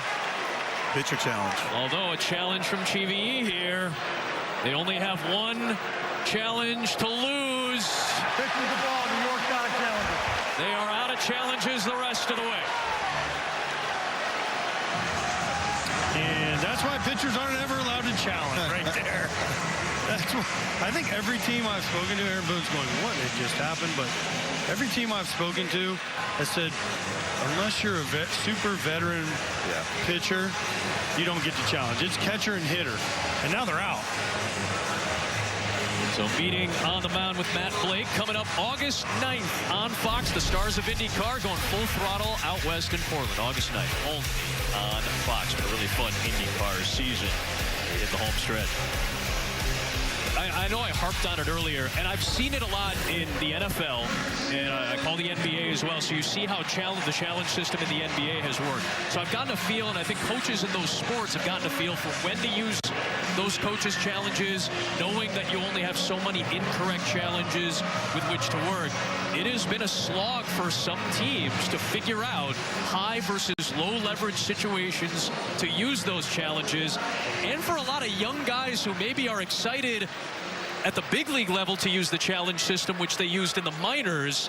Boy, those feel way more magnified at this level, don't they? 2 on for Kelly. Strike 1 from GVE. Well, especially when it's your last one. Yeah. We saw Goldschmidt think about it. We saw PCA think about it. You better be right if it's your last one. That's kind of the way I look at it. Left center field. Jones has a step over. A few of them. He's got it. 2 up, or 2 down, I should say. There's the first out recorded by GVE.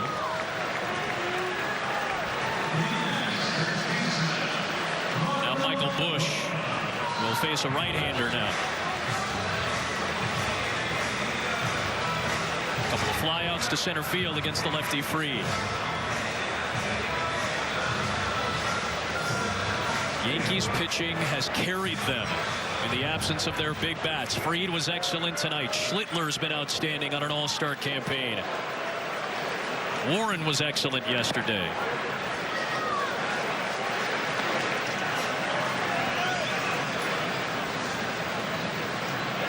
Both pitching staffs have held the offenses in check.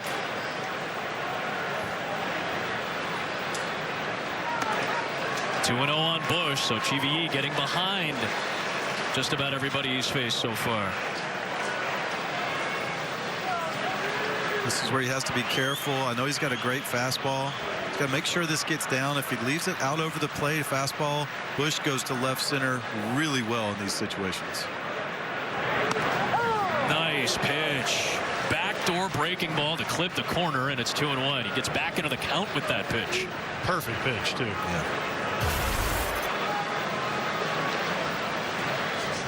Yeah, that's what you don't want to swing at that 2-0, do you, AJ? No. But again, that's a third 3-1 count in 4 hitters he's faced. Now Busch is ahead in a high leverage situation.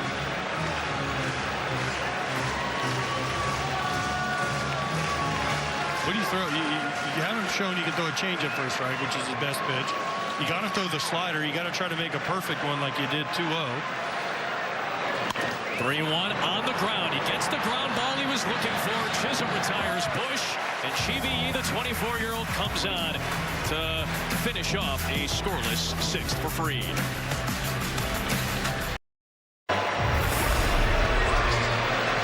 Fox 4 site built with Gemini on Google Cloud. A 1-1 game to the late innings, and the Yankees with a 45% chance to win this game. They've been one of the best road teams. They've played so many of these types of games. They've had to go to extra innings a bunch where they have not been successful. They're trying to get going against David Peterson, who gets a ground ball from Volpe back up the middle to Horner. And a season high in pitches thrown by Peterson tonight. 96. He's got 1 out in the 7th, and maybe get the sense that maybe this is the last batter. The lefty Jones is up. I don't know. No, man. Bottom of the order. Maybe let him go through. What do you guys think? Sanchez does have both hits does have both. in both his at-bats. You got lefty here. Jones sends one out to left field. Ian Happ looking around, and it's gone! With the wind blowing in, Spencer Jones muscles it out to put New York in front on an opposite field shot liner.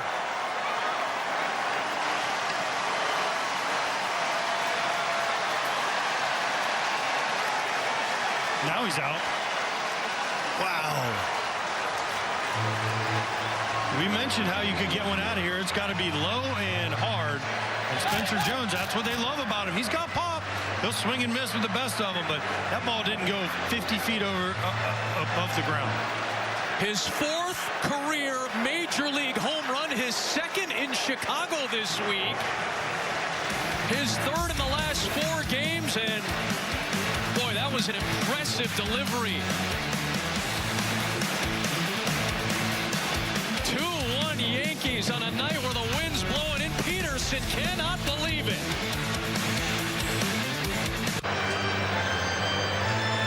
Spencer Jones, his 5th career big league home run. 3 of them have come in Chicago this week. 1 at the Sox and back-to-back nights at Wrigley. But this one going through the wind. So now Trent Thornton comes in. Nice breaking ball on Ali Sanchez to start him off. New York using the home run ball to generate 3 of its 4 runs in this series.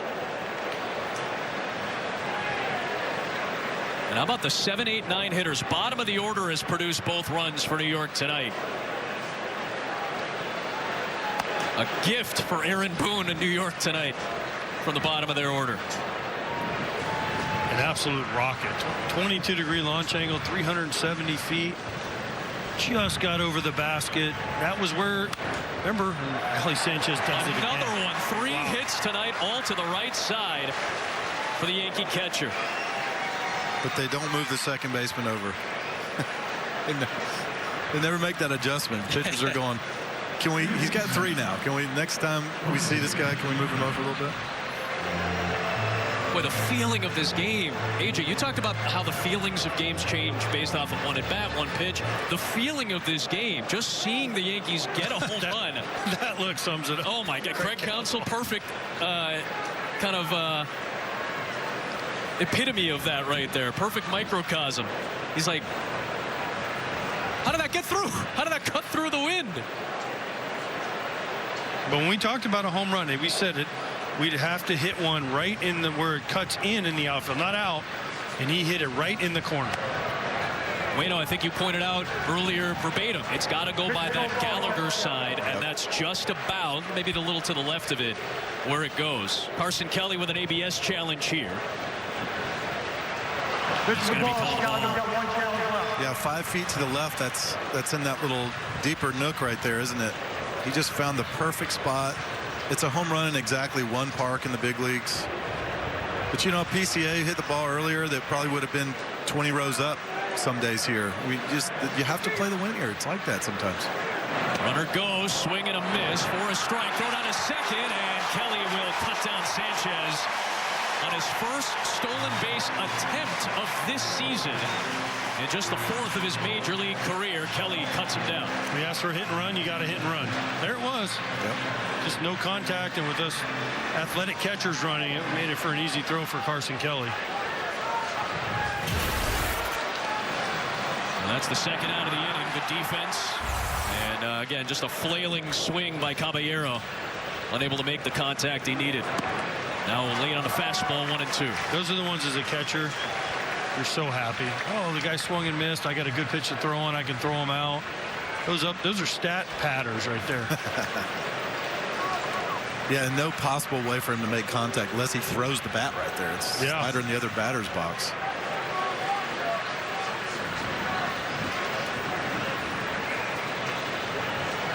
One and 2 on Caballero, who had the RBI single to tie the game at 1 in the 5th.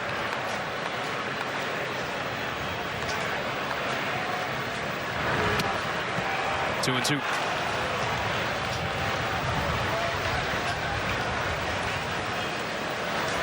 We have played almost 16 full innings at Wrigley Field this weekend.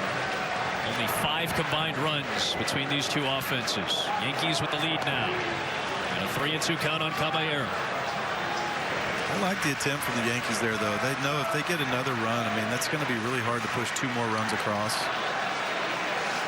Any kind of insurance is huge. And Caballero works himself back to a walk against Thornton.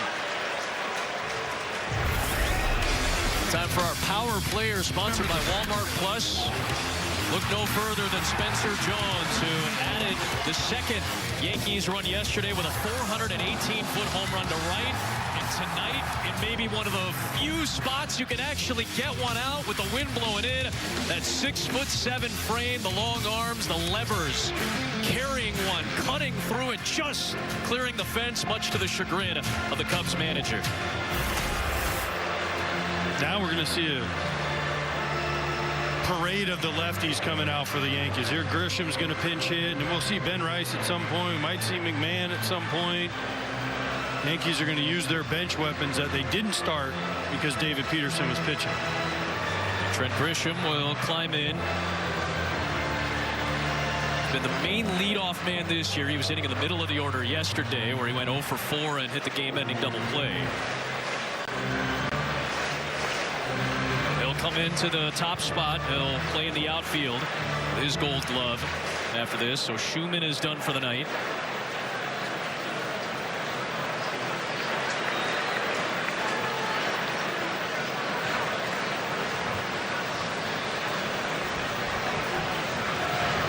Cubs scored first in the first without a hit.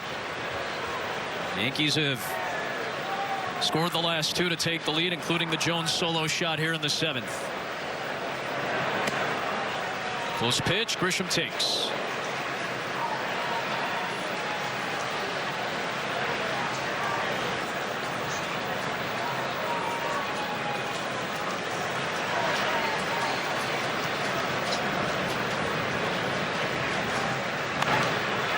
On the way, 1-1.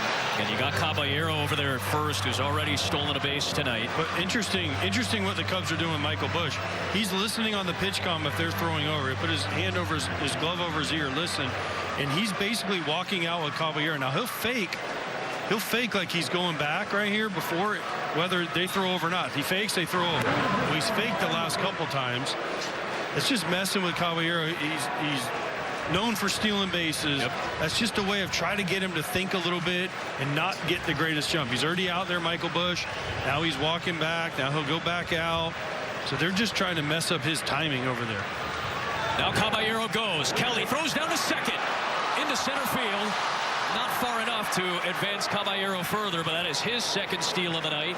Now 27 bags lifted on the season for Caballero. He's got a great jump right there. A huge lead. He had already picked off once. It was just everything was in his favor right there. Yeah, but that's the one as a catcher. Remember when you throw out the other catcher stealing? That's not a stat pattern. No, that is the opposite. That's the ultimate challenge, or one of the ultimate challenges here with Caballero. Cruz is ready. Swing and a miss on that fastball from Thornton, 2-2. But if you notice, that one Busch didn't go out with him. Yep. Busch did the traditional, I'm going to hold the base. Caballero thinks, oh, I can get a better jump now. He's not walking with me. What is he doing? Steals it pretty easily.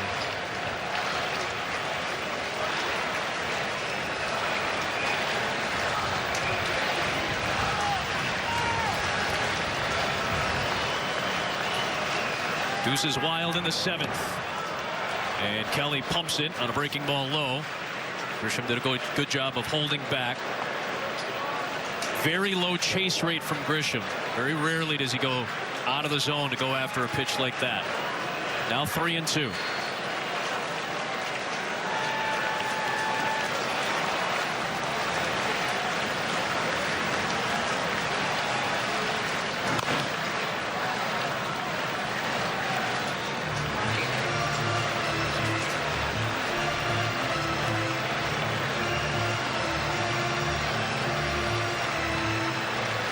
Yankees started their year 36-23 through May before the injuries really started to take hold. Since Judge went down, they're a game over 500.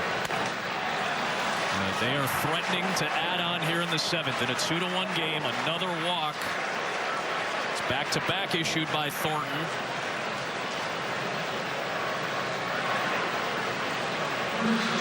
And now Paul Goldschmidt. Counsel the tension rising a little bit here in a tight game.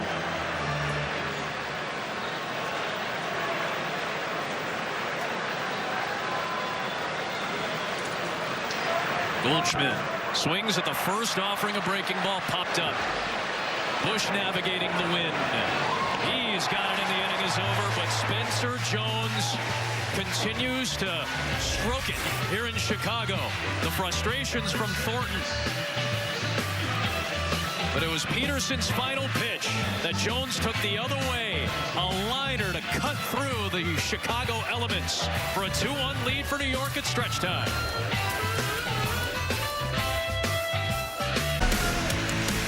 Time for Above and Beyond, sponsored by Jersey Mike's. May have to go above and beyond in your farm system if you want to acquire the services of Tarek Skubal. All these teams outside of the Cubs and the Yankees who are also thinking about bringing him in. These are the other teams that are very much candidates for the 2-time Cy Young Award winner who had an emotional outing in Detroit earlier this week. Nico Horner facing the new right-hander, the 36-year-old Fernando Cruz, the most used right-hander in this bullpen.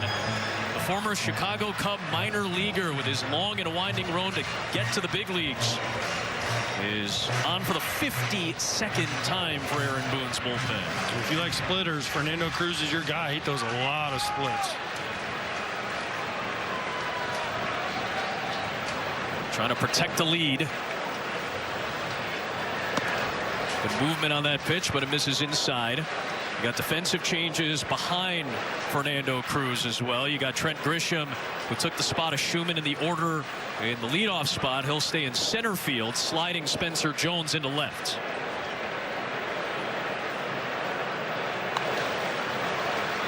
Ball and 2 strikes on Nico Horner. Horner, Happ, and Swanson due up here in the Cubs 7th.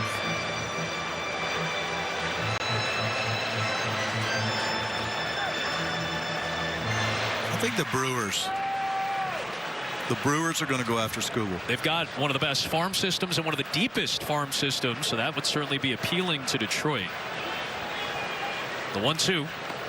I think the Brewers, which probably means the Dodgers, are going to end up with Skubal.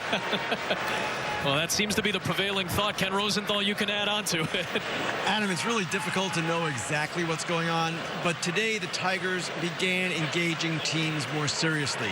Obviously, you would expect that with the deadline 2 days away. The Dodgers certainly are one of the teams lurking. The Brewers have been involved in this. Reported yesterday that the Brewers would be willing to take on the entire remaining salary. Nico Horner, one swing to the corner. It is a foul ball.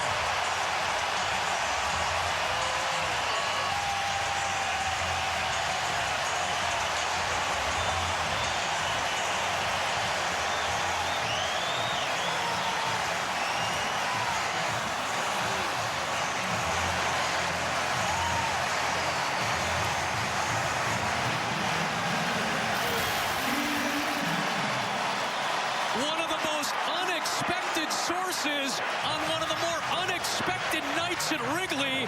Nico Horner goes yard to tie the game.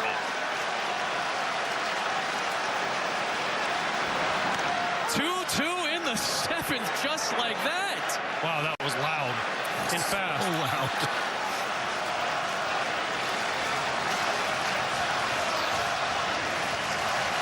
Here's Happ turning around to bat lefty against Fernando Cruz. And suddenly Wrigley Field comes to life after a shocking Horner swing to cut through that wind and line it just fair and left. That's the height, like you said, AJ. Low. Can't get higher than that and get out of this park today. 2-1. If you're going to hit one, it's got to be low like that. And Nico Horner watched Spencer Jones do it. He did the same thing. Back to Skubal, though, I'd love to see the Brewers or the Rays get him. Yeah. That'd be so. You go Mizorowski, Skubal, Kyle Harrison. That's a pretty good 1-2-3. Line the other way by Happ. Jones waiting for it, and he makes the catch for out number 1. Nico Horner interrupting Ken Rosenthal to tie this game. Again, in one of the few spots you can hit a homer tonight.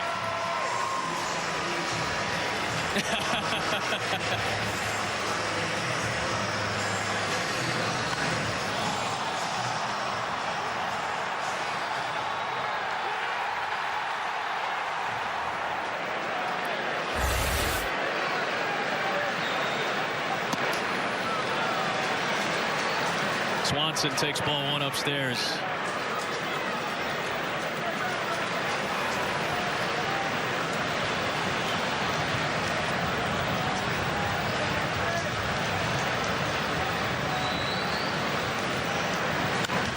On the bouncing ball, that's a fair ball. Throwing to first base, and Swanson retired for the second out. Back down to Ken Rosenthal as we were chatting about Derek Skubal, Kenny. Well, Adam, that was a pretty cool interruption, I gotta say. Now, what I was saying was that the Brewers are willing to take on the remaining salary, which is about $9.4 million. That's impressive considering they play in the smallest market in the majors, and it's an indication of their willingness to do this, kind of a repeat of the CC Sabathia deal in 2008. Now, whether they can accomplish it is another question. They have one of the game's best farm systems. So do the Dodgers. And the Dodgers are trying to three-peat, and they are obviously a team that is always lurking in these situations. This appears to be coming to a head. It has to come to a head relatively soon. This is going to be the biggest story of the weekend going into Monday's trade deadline. To me, though, the Brewers have not been to a World Series since 1982. They need him more. Yeah. Here's the pinch hitter, Ramirez. They need him more. That's it. They need him more. Again, Mizorowski, Skubal, Harrison when he comes back, the way that offense is played, the way that bullpen and Pat Murphy handle things. Can you imagine the excitement in Milwaukee if they go out and get Derek Skubal? It'd be quite the coup, it feels like.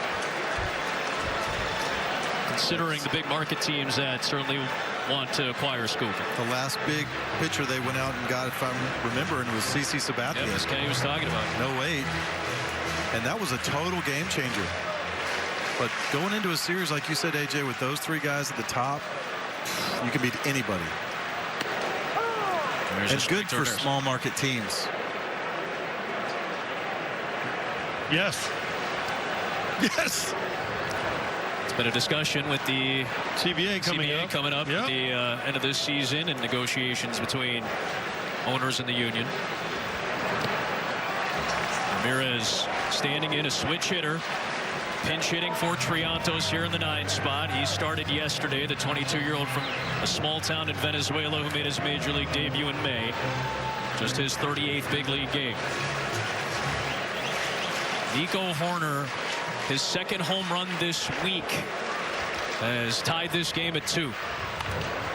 Fouled away by Ramirez. Well, Peterson right there gives him a long, slow hug. He puts his head on his shoulder maybe and just says, dude, I appreciate you, man. Thanks for getting me off the hook, brother. Let me spit that hook right there. I'll sleep better now. Peterson right behind his second baseman. Yeah, Horner's hit 2 this week, but again, on a night like tonight, didn't expect the ball to really leave the yard, but Jones and Horner have done it in one of the few spots you can get one.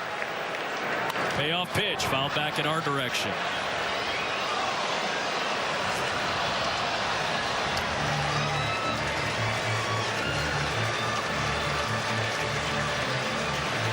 Temblador, Venezuela.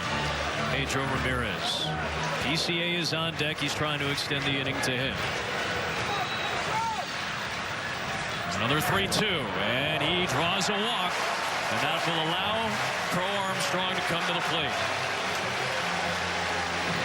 On a night where the elements have played a huge role in the game profile, how the pitchers went, Fried versus Peterson and Duel, how the offenses have approached this game, suddenly the ball flying out on these low liners, and this game is tight into the late innings, something these 2 teams are used to.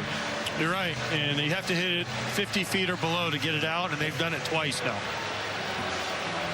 We're going to get Waino's thoughts on this game after the break. They're going to go ahead and go deeper into the bullpen. So Cruz is done. Booney makes the change in a 2-2 game with the potential MVP coming up. Here we go. Brent Hedrick, the most used reliever for the Yankees, the lefty, out of the pen to take on Pete Crow Armstrong. Go ahead and run at first base, and Ramirez. First pitch just off the plate. Waino, this is obviously a crucial at bat in this game. Yeah, and they brought in their trusted guy. He's been so solid this year, and then Cubs got their man at the plate. I mean, this is battles like this, pitchers duels. It comes down to 1 or 2 at bats a game. Comes back with a strike on the corner, 1-1. Hedrick has been so good for this excellent Yankee pen. 1 earned run in his last 23 outings. Crow Armstrong's power comes more against right-handers, but obviously he's hit both lefties and righties well.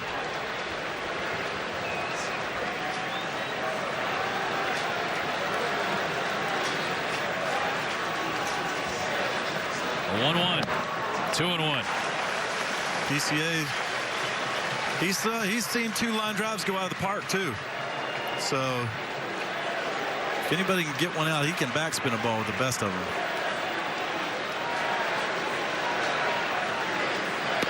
Out in front, 2-2. Big pitch by Hedrick on a slider. Nasty. I love the adjustment PCA made. He moved closer to the plate, which made the strike zone seem a little more real and honest for him. And then you get this pitch. Just bottom falls out of that pitch. That's why Hedrick's been so impressive. Into right field. That is down for a base hit. Crow Armstrong racing. Ramirez into third, getting the sign to come home. And this game belongs to the Cubs in the 7th now. It's 3-2. PCA delivers.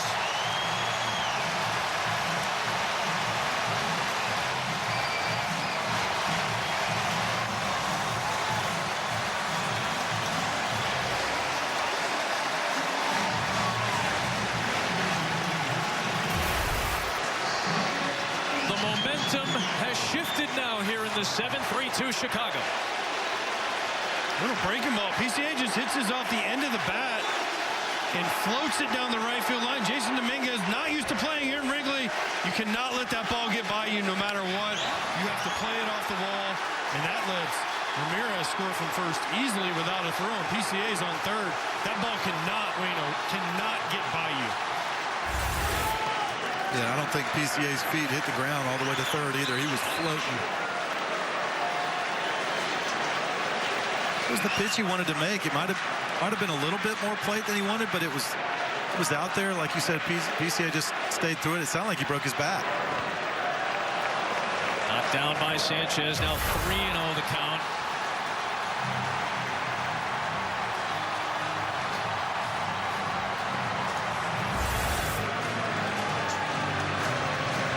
MVP? Question mark? So they've been chanting. They were chanting that right before that RBI triple.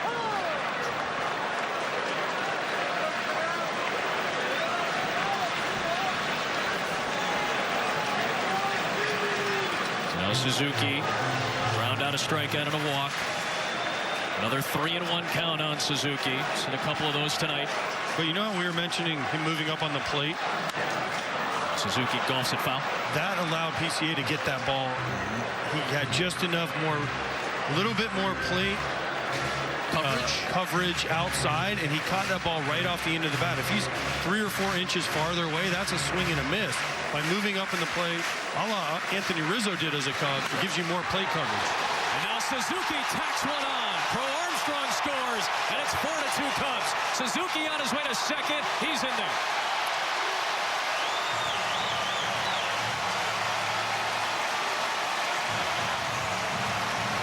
Did he come off?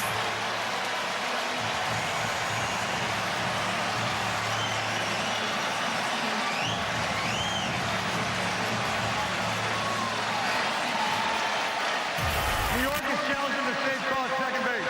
That's what Aaron Boone is thinking about. Waino, did he come off the bag after driving in the run? Did he get back on? Ooh, the glove is on him while he was off the bag. Hold on. Does his equipment count because his shin guard is on the plate, is on the bag still? I'm wondering if it popped though a little bit. I think that's what the question might end up being. Now the Yankees are coming off the field after they see this. So it looks like that padding has just kind of popped up into the air with Jazz's glove on Suzuki. After home field is overturned, the runner is out. New York retains it. So he is out. It's an RBI single. The run does count, and the Cubs with a 3-run frame, starting with a Nico Horner solo home run cutting through the wind. And they manufacture a couple of more with Horner and Crow Armstrong responsible for a couple of key runs. Suzuki drove in another, and the Cubs have the lead to the 8th. Score big on authentic gear at MLBshop.com. Official jerseys, memorabilia, hats, and hoodies. MLBshop.com, the official source for your favorite team gear. The Cubs bullpen does not have defined roles right now with all the injuries they're dealing with. But the bullpen, after Crow Armstrong, Horner, and Suzuki all drive in a run, bullpen with a chance to try to put this game away for Chicago with 6 outs to get.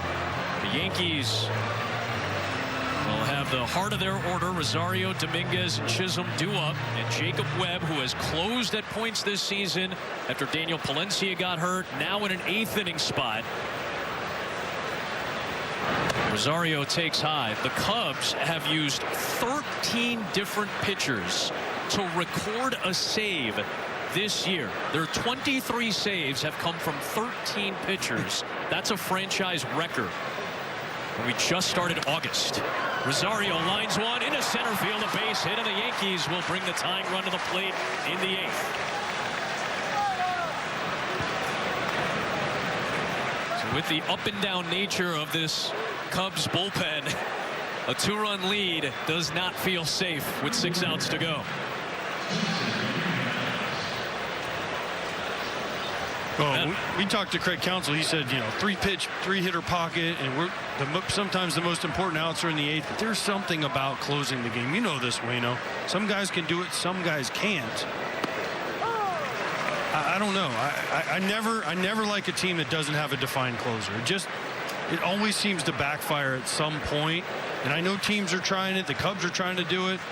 But the good teams always seem to have that hammer in the 9th inning. Dominguez takes high.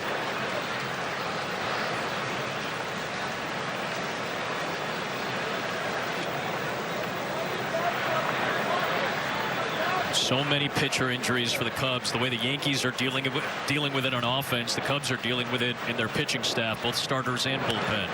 Dominguez with a little cue shot roller foul against the shifted infield, 1-2. Ken Rosenthal not only reporting on various goings on in this game, but around the league. What do you got, Ken?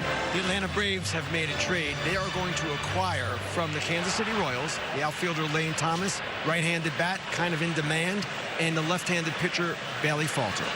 Hey, Lane Thomas has had some big swings in the postseason the last couple of years. Dominguez takes low. Bailey Falter has pitched in the postseason as well for Minnesota a couple of years ago. Interesting. Not the big names, but their needs, filling needs, and the Braves striking early. 2-2 on Dominguez. Line shot towards the corner, but foul. When I heard Kansas City, I thought Michael Wacha. Yeah, that's he's out there. Another guy with plenty of late season experience, as you know, Wayne. Can we tell Kenny though, don't tease us?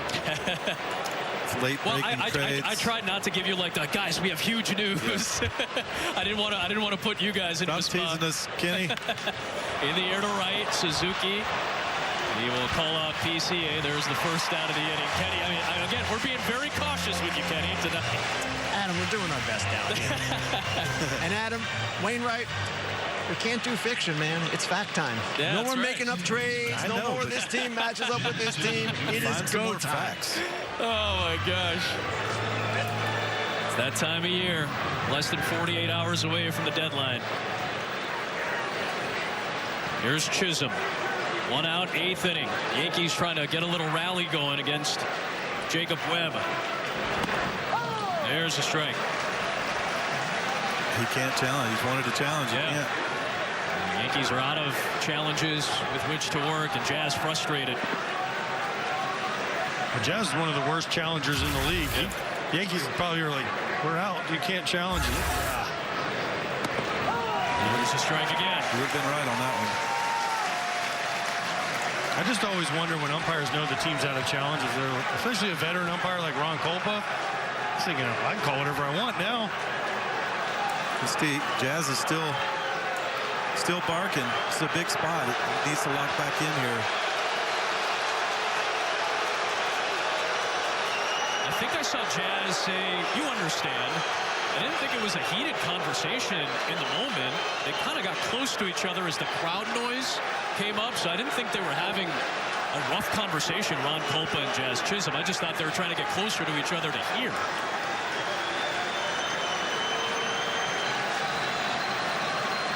He got me once. Ron Kolpa, the crew chief and home plate umpire? Oh, yeah. In a perfect game. Ah.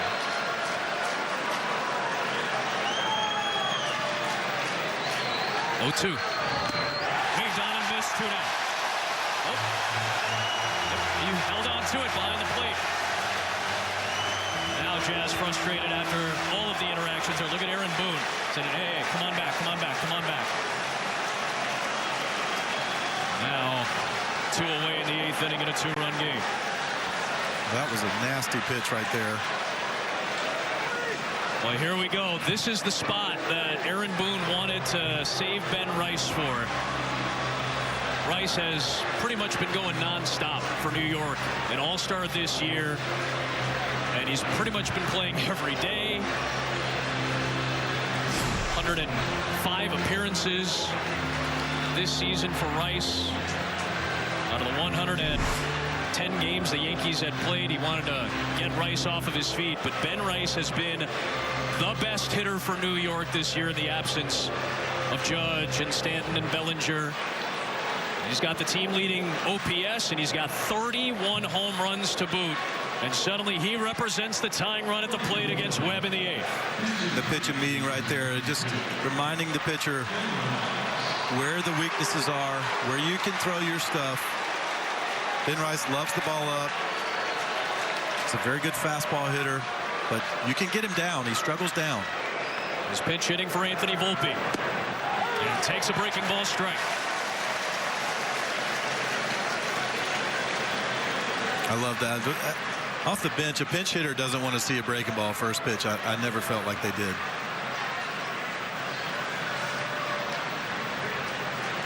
Rice takes low, 1-1. Well, that was an old Tom Kelly thing when I came up with the Twins. He'd always say, after you score runs in an inning, throw a first pitch breaking ball because the team wants to get back and the hitter's ready. And anytime you see a pinch hitter, try to throw him a first pitch breaking ball because, like you said, Wayno, they don't want to see that. There's a swing and a miss, 1-2. That's a good changeup we saw him get Jazz with also. 2 outs, 8th inning. On the ground to first. Bush was already lunging, but he snares it, and the inning is over. Webb finishes off the frame with a shutdown 8th inning. Chicago leads New York 4-2. Stream every out-of-market MLB game, plus MLB Network 24/7 for $94.99. Blackout and other restrictions apply. MLB.tv for details. 4-2, Chicago leads to the bottom of the 8th inning. Heart of the order for the Cubs. It's Bregman, Kelly, and Bush due up. And the flame-throwing former Chicago Cubs prospect Giovanni Cruz, who's back up with the big league club after Camilo Doval was dealt to Pittsburgh earlier today. Cruz, who was signed by the Cubs in 2016 as an international free agent and made his major league debut with the Yankees in May, coming out flame-throwing. This guy's got a heavy fastball. How fast did you say he threw, AJ? A bazillion. A bazillion. Through 99.8 in his major league debut. That was the average, by the way, velocity. So that means he topped 100 a couple of times. It's easy. He's throwing balls to the wrong guy, though. Yeah, Bregman's just up there going, take 4 and go to first. Yep. Well, Giovanni Cruz is trying to keep this game where it's at. In the top of the 9th inning, Jones, Sanchez, and Caballero, the bottom of the order, which has done well tonight, is due up. There's a strike. The other question is, to whom do the Cubs turn? Is it Aaron Savale again, who had a save earlier this week? Became the 13th different Cub to record a save this year. Bregman, 3-2. Bregman might have been saying 4 before 3 here. Yes. Well, he also sees 99, 100, 101. The excellent defender Ryan McMahon comes in at third base, moving Caballero to short. Won't be done for the night after being pinch hit for. And Bregman with an excellent eye, didn't take the bat off the shoulder and gets a base out of it. A leadoff walk issued by Cruz. That's got to be tough. You're making your big league debut this year. And by the way, you got to face Alex Bregman, who will not go out of the strike zone. He won't swing it 1 inch off the plate on either side.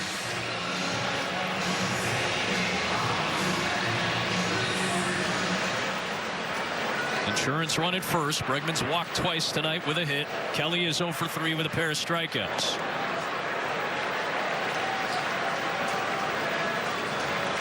You know the game might be a little odd on any night, whether it's blowing out or in. When the wind is a factor at Wrigley, you might have an interesting game on any given night. It's been an interesting game tonight. Twists and turns. Cubs score without a run against Freese in the first. Peterson and Fried had a great pitcher's duel in their outings tonight. But the bottom of the order gets the tying run. Cubs leave Peterson out there a little bit, and he gives up the go-ahead home run to Jones. Nico Horner, an unexpected source on an unexpected night, gets the game-tying home run. Cubs add on 2 more.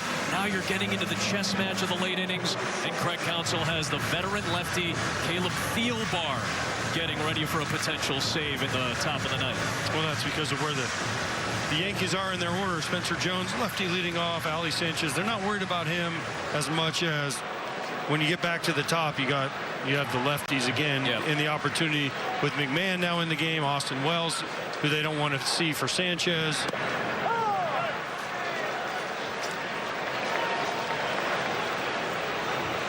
So continuing to play matchups with that piecemeal bullpen, the Cubs.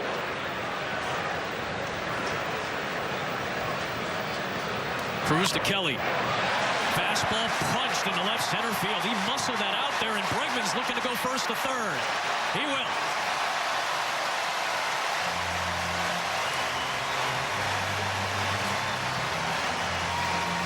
Well, before we get into the knock by Carson Kelly, let's pay off Alex Bregman for 1, a great read, 2, knowing that Spencer Jones, a left-handed thrower, is going to his left, and he goes, watch this, he reads it perfectly, perfect turn, and this is right in Spencer Jones' face. Spencer Jones going to his left means he's going to have a harder time throwing. Just an awesome base running play by Alex Bregman.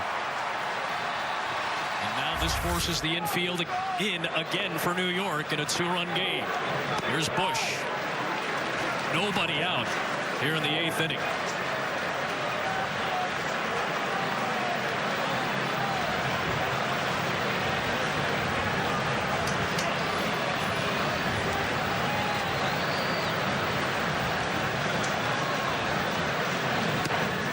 And their first strike from Cruz. Nice little slider to mix in with the fastball.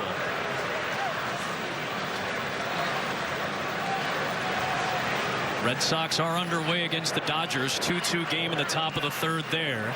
Yankees have the lead on the Red Sox for the top wild card spot. They're chasing the Tampa Bay Rays, who are in action against the White Sox. Rays got a 1-0 victory over the Southsiders today.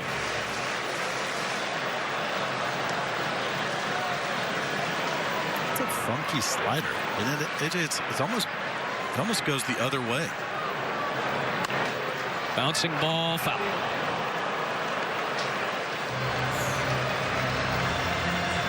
It's funky because it's short, it's quick, and it goes straight down. That's why it's funky. Yeah. Because you expect a guy that throws 100 to throw a little more 100.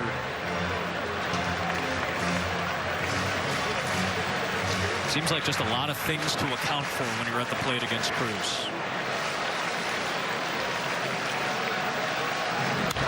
The other way to left. Bush does it, drives in a key insurance run. Bregman scores, and it's 5-2 Chicago. You Zeduino, that's what he does very well. Takes the fastballs the other way. That's what he does. Just seen it 100 times. He just never tries to do too much there. If you get the ball elevated at all, he just shoots it right to left field. He makes that same slider pitch down in the zone. He gets another ground ball, but because it's up, Bush is comfy and just shoots it to left. So Bush drives in the 5th Chicago run. Nico Hoerner to the plate, and he was responsible for the game-tying swing. Sleeper pick sponsored by Mattress Firm. He is a sleeper pick. Not a ton of power. He's had a couple of home runs this week, but he did it against the wind. Our StatCast 3D, powered by Google Cloud. He had to get it in the right spot. It had to be a line drive, and it was those things. Little hanging split that he hit 372 feet and in the perfect spot. Much like Spencer Jones' home run, who gave the Yankees a lead, Nico Hoerner knew exactly where to put that ball. Bouncing ball too short, could be two. Grabbed by the shortstop Caballero. The relay from Chisholm is there, and it's a key double play for Cruz to quickly get 2 outs. Kelly goes on to third base.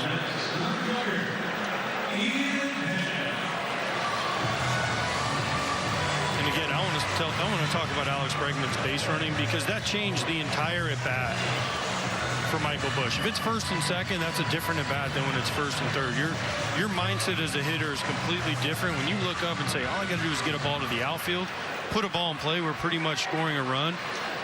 Great base running by that guy right there. Here's Ian Happ on the ground. Little cue shot picked up by Caballero. And the inning is over, but the Cubs had a key insurance run with that base running from Bregman that AJ was talking about. Last chance. Jones has homered. Sanchez 3 hits. Caballero the speed. Do the Yankees have a rally? Time for our Indeed player resume. As we go to the 9th in Chicago, it'll be Caleb Thielbar trying to record a save. 13 different pitchers have recorded one this season for the Cubs. Thielbar is out there. Spencer Jones, lefty-lefty matchup to start the top of the 9th inning, and he'll take ball 1. Thielbar, a veteran left-hander, back with the Cubs. He's got a couple of saves this year. David Bednar has as many saves individually as the Cubs have as a team. So to think about how many players have had to corral those saves is fascinating when you compare the two teams. Jones had the big home run opposite field. And now he pulls one on the ground into right field to start off the Yankee night. The bottom of the order has been a saver for New York's offense this evening. And now you get Ali Sanchez, who was 3 for 3. Yeah. If I'm Nico Hoerner, I'm moving to the. Yeah, but everybody move over. This is what the pitcher and catcher in the booth were talking about earlier. They go, jeez, if we're the defense, why would you not move Nico Hoerner over? Well, surely he won't do it again. Well, if he does it again, the tying run will come to the plate for the Yankees. There's a breaking ball strike to Sanchez. That's Thielbar's pitch. He's been known for his entire career, is that big breaking curveball. 39-year-old deals, and Mrs. Lowe, long time with the Minnesota Twins, South Dakota native. He's been a good strikeout pitcher this year. 42 strikeouts in 32 innings of relief for Caleb Thielbar this year. Other guys had a long and winding road, had to go through the independent ball circuit to get back to affiliated ball and eventually back to the big leagues. A key left-hander the last couple of years for this Cubs bullpen. A guy who averaged 23 points per game in basketball in high school. That was an athlete coming up, and he's still doing it at 39 years of age.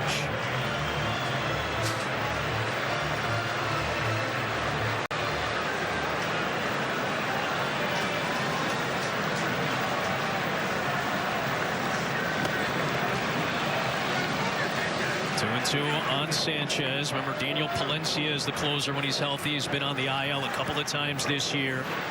Jacob Webb got the 8th inning tonight. A bunch of guys in the back end Trying to fill the gaps. On the ground is short. Swanson, corner, Bush, 2 down.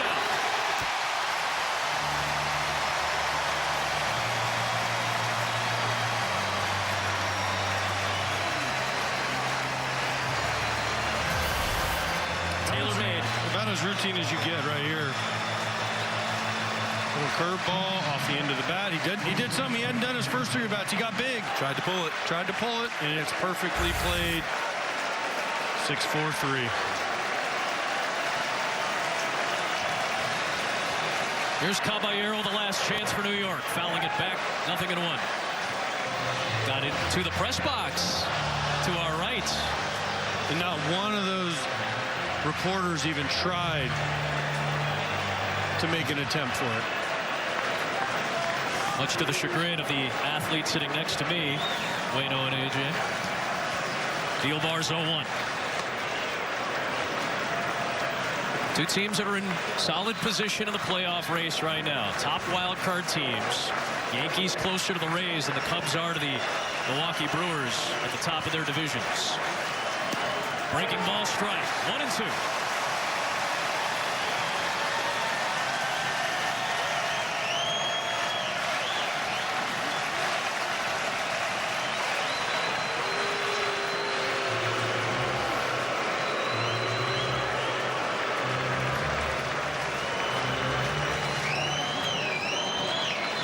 Garrett Cole against Colin Ray tomorrow afternoon at Wrigley. 1-2. Holloway.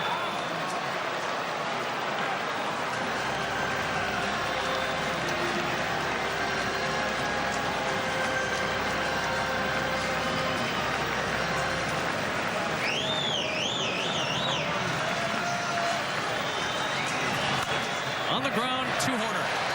And the Cubs even up the series.